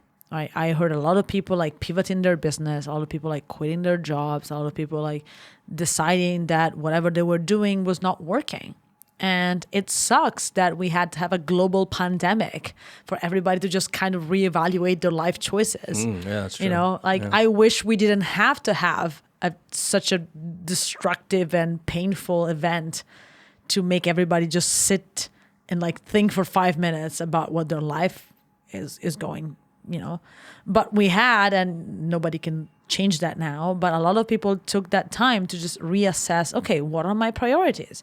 Do I really want to spend 50 hours, 70 hours, 80 hours in my office and never see my family again? No, I don't. So I'll quit my job.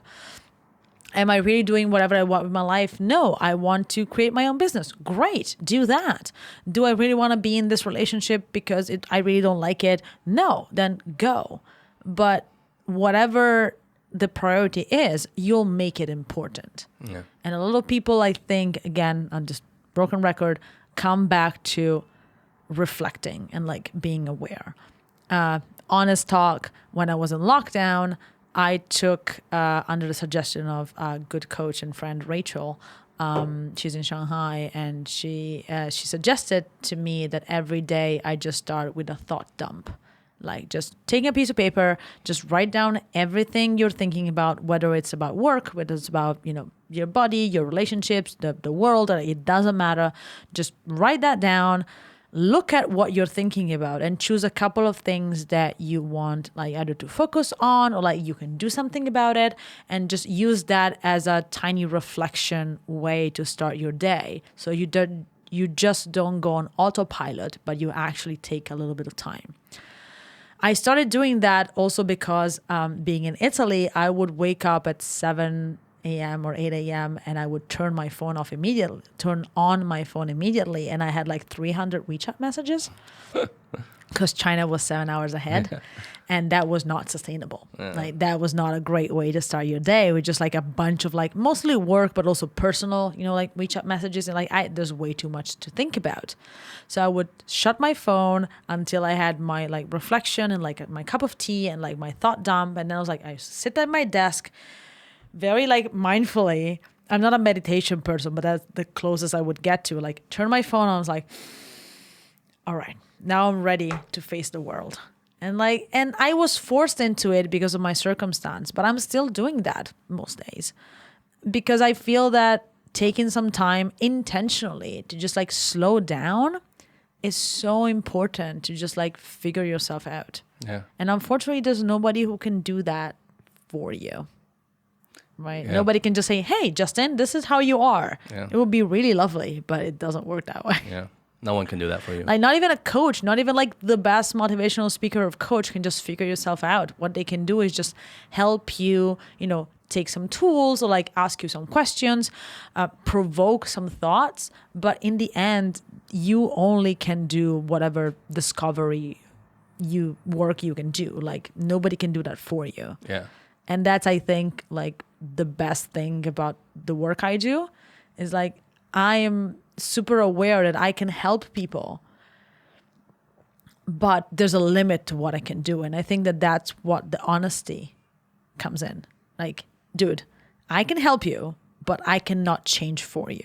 Yeah. So if you want to change, great. If you don't, like stop wasting my time and yours and just don't. That's the thing. I think that's one of the biggest misconceptions with coaching and coaches out there is that a lot of people are expecting, I'm going to find a coach, I'm going to pay a coach, and they're just going to give me the answers. Right. That's absolutely 100% not how coaching works. Exactly.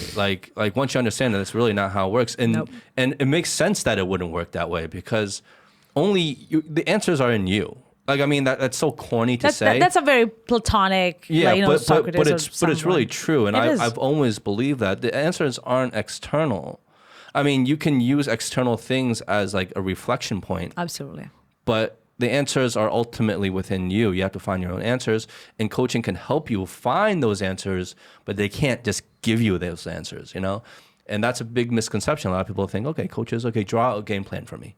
Tell me A, B, and C, exactly what I need to do and what the answers are and where to find them.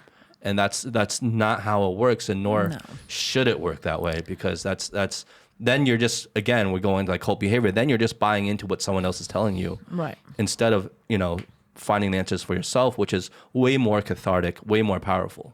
True. Again, going back to if you're always too busy and you keep, doing things because you want to be busy, you're never making time for reflection. And again, people have tried to make me meditate. I'm not a meditation person, and maybe that's just me convincing myself that I'm not a meditation person, but reflection and writing is what I do. Like, if I need to process things, I just shut down everything. I shut my phone. Like I told you, I shut my phone. It's on airplane mode. I just sit down and just write whatever that's happening in my mind. And that usually helps me, like, with the, putting things black on white and just like reflecting. But that's me. And I wish that it worked for everybody, but it just doesn't. Right. But everybody finding their own way to reflect at least a tiny bit, not every day, not all the time, but just take some time to just pause and think, where am I going? Am I going on autopilot, or am I actually doing things intentionally? Yeah. Right. I think that's very important. And I think too frequently we're on autopilot and we just don't even notice it. Right. Right. Because that's just how our brain works. Right. It's easier to do that. Of course. We do it without thinking. Hence autopilot. But I think like the idea of like the brain dump, first thing in the morning, that's a really good idea. That I was speaking to Ben Ivy on a previous episode. Of course. Hi, Ben. And he was saying the same thing. And Right. he has adopted that practice too, Yes. and he found it to work wonders for him. But I think, I guess when we're talking about like change and finding your way, it's really, in a way, it comes back down to like your like relationship with time. Can I share something? Yeah. You're talking to someone who scheduled her own breakdown. Did you? I did. You scheduled your own breakdown? I did. How does that work? How does that work? You had a breakdown, first of all? I did, yeah. So I had two major like to me they felt like major breakdowns when I was in lockdown in Italy, because again I originally went to Italy for a 3-week vacation thing in mid-January, and then I found myself trapped and very luckily and very comfortably in my childhood home with my parents who were taking care of me, but I was out of China. I was not in my apartment who I kept paying for in China. I was not where my clients were. I was not where my friends were. I haven't lived in Italy for 10 years. So I was just there with like no like physical support system, and everybody was on lockdown. So, the added stress of a global pandemic and whatever. So at some point, everything just got too much. And I kept talking again. I'm extremely fortunate to have very, very good friends who like check in with me and like who I can talk to about stuff. And I was like, one of this was Janine. And at some point I was just like completely out of it. I was like, I don't have the energy to deal with any of this. So like, Janine, I think I'm having a burnout. Like, what do I do? And she talked me through it. And she was like, are you experiencing X, Y, Z? Are you experiencing like anxiety? Do you not want to do anything? Do you feel like the world is spinning? Like you not have energy? Do you don't want to do any of your normal hobbies? I was like, yes to everything. She was like, how about you take some time? And I was like, I was feeling like that I was like almost there, like to the edge of like breaking down. And then I decided I'm just going to, because being in lockdown, my relationship with technology changed, right? So everything had to go through my phone, my work, my personal life, my good relationships, like my friends' relationship, but everything had to go through my phone and computer because of course I was in lockdown and I had my parents who I could talk to in person, but everybody else was either in the same city, but, couldn't see or was like 8,000 kilometers away in China. So I had a really, really deep and very troublesome relationship with my phone because my phone was my everything. And so the only thing I could think about was like, I'm going to shut my phone down for like 2 days and like, don't open it. And of course, because I'm a conscientious person, I told the people I was dealing business with, I was like, look, I'm going to get back to you on Monday, like Thursday and Friday. I'm just taking a time off. My phone is going to be off. I'm alive. I'm okay. I'm just not looking at my phone for 2 days. And that's how I scheduled my breakdown. I was like, realizing I'm getting there, and I just want to take some time to just first disconnect with technology, because I genuinely think that technology is doing us a major service by existing, but also it's slaving us into like being slave to it.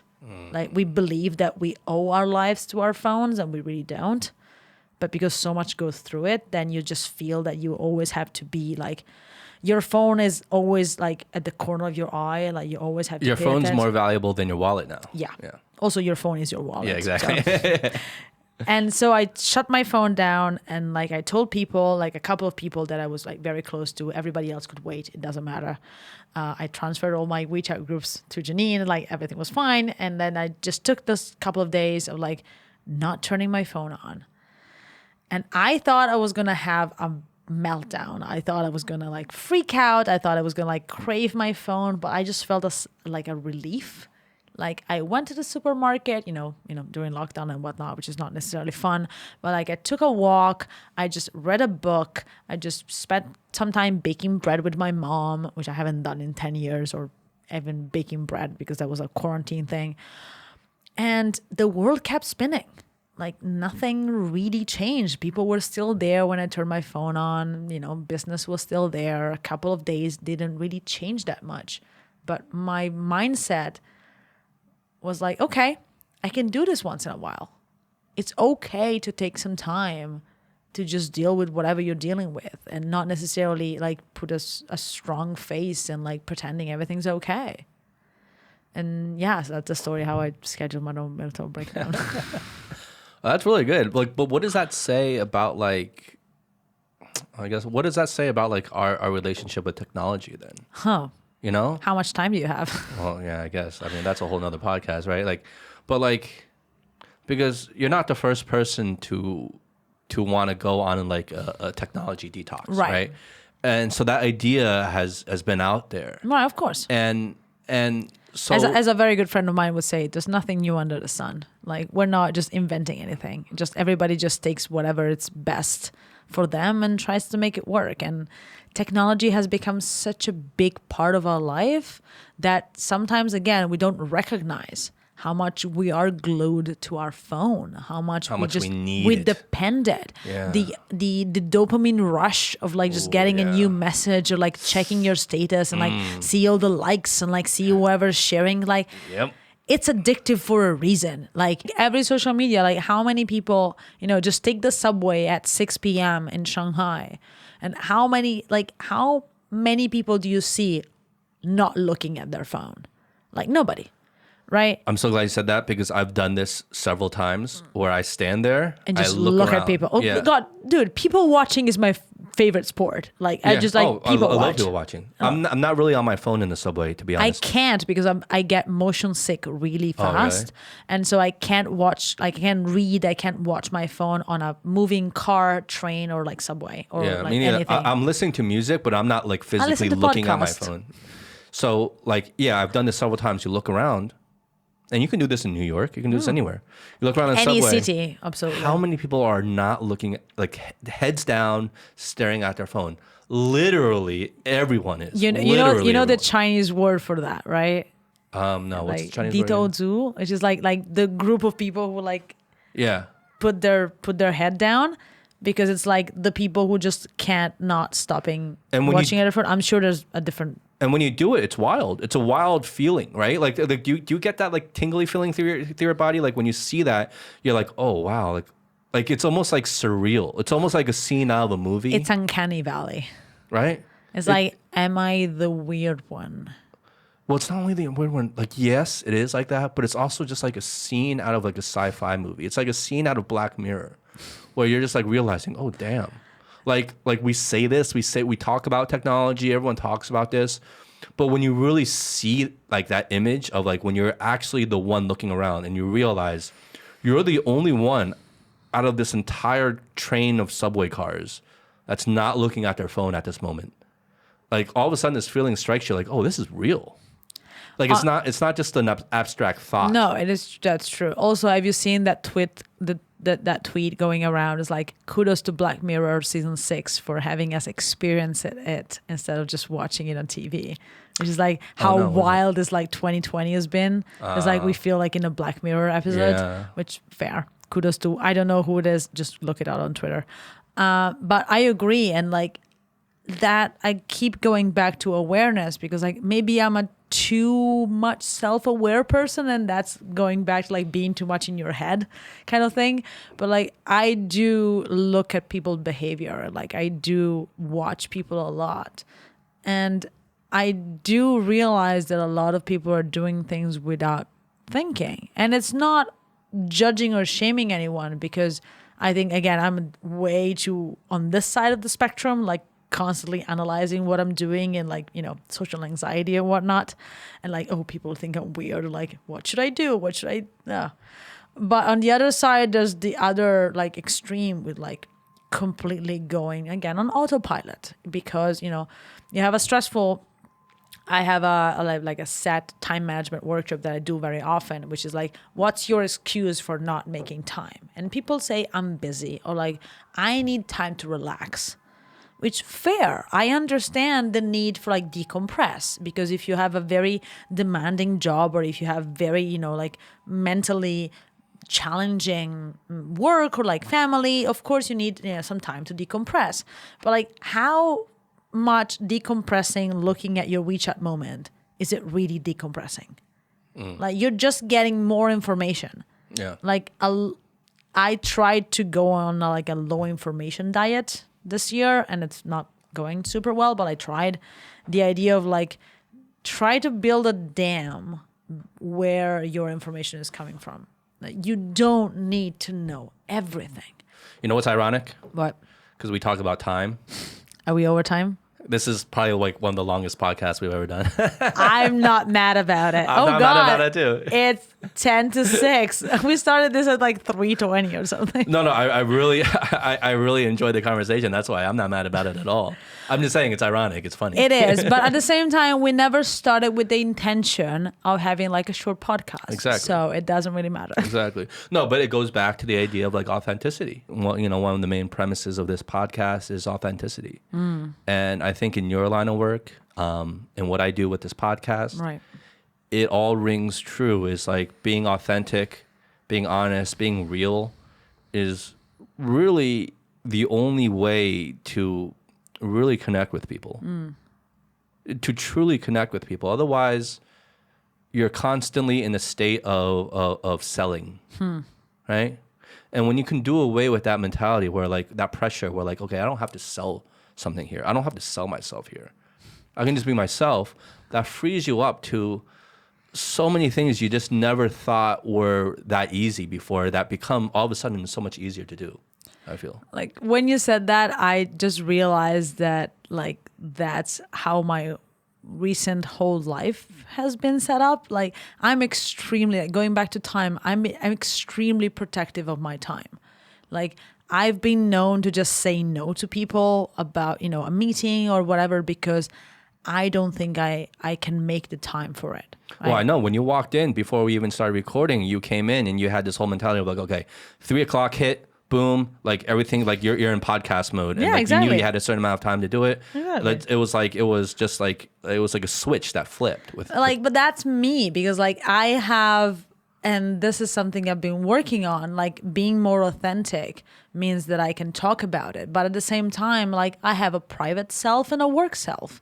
Like I do have a more outgoing and like more quote unquote, you know, extrovert work persona. Exactly. That is not my personal introverted self. And I think that lately those two things are like mashing a bit. Like it's not so clear cut as it was before, because again, working like as an entrepreneur, like most of my friends are also my business partners. So where do you draw the line between like, you know, being authentic and like sharing your worst fears with your friends? And like, well, now we talk business. Like that's a hard switch to flip. But at the same time, I'm extremely protective with my time, which means like if it's in my calendar, it will happen. If it's not, well, good luck. And I said no to clients extremely recently because like I don't think I can make the time. And I kind of feel guilty about it because of course money is good, right? You do want clients to pay you. That's the whole point of being in business. But the more I do it, the more I realize I'm making time for like other things. And again, this is coming back to me not really believing in karma, but kind of believing in like things happening for some kind of reason. Like when I say no to things, then other things come to me. And again, I'm not a karma person, but like whatever that means, it means that like I'm freeing up time for other things to be a possibility. And then me accepting that possibility is like, you know, yes or no. It depends on me. But when I say no to something, then a couple of days later, a week later, a month later, like something else, like, hey, do you have time for this? Like, you know what? I actually do. And I like this so much better than whatever option A was. But going back to time, Maria, thank you for your time. No worries. It I was had a lovely. great conversation, and I hope you have time in the future. We can do this again. Look, I enjoyed this. If like even last year me or like 5 years ago me would say, what are you going to do in 2020? Drink whiskey and being interviewed on a podcast for quote unquote work? I would not have believed myself. So I just don't understand why everyone isn't doing this. look, you get the idea. It's a wonderful idea. I wish I could have stolen this idea from you because I think Hey, you can do it too. You can still do it. Anyone can do that it. would lead to a lot of drinking and a lot of talking. So thank you for having me. It was fantastic. This Lafroy Quarter Cask is way too lovely for Hey, not look, being we put finished. a good dent in this bottle. Yes, we put a we good did. dent in this bottle. Yeah. And yeah, you're welcome back anytime. I feel like this was like a warm-up round.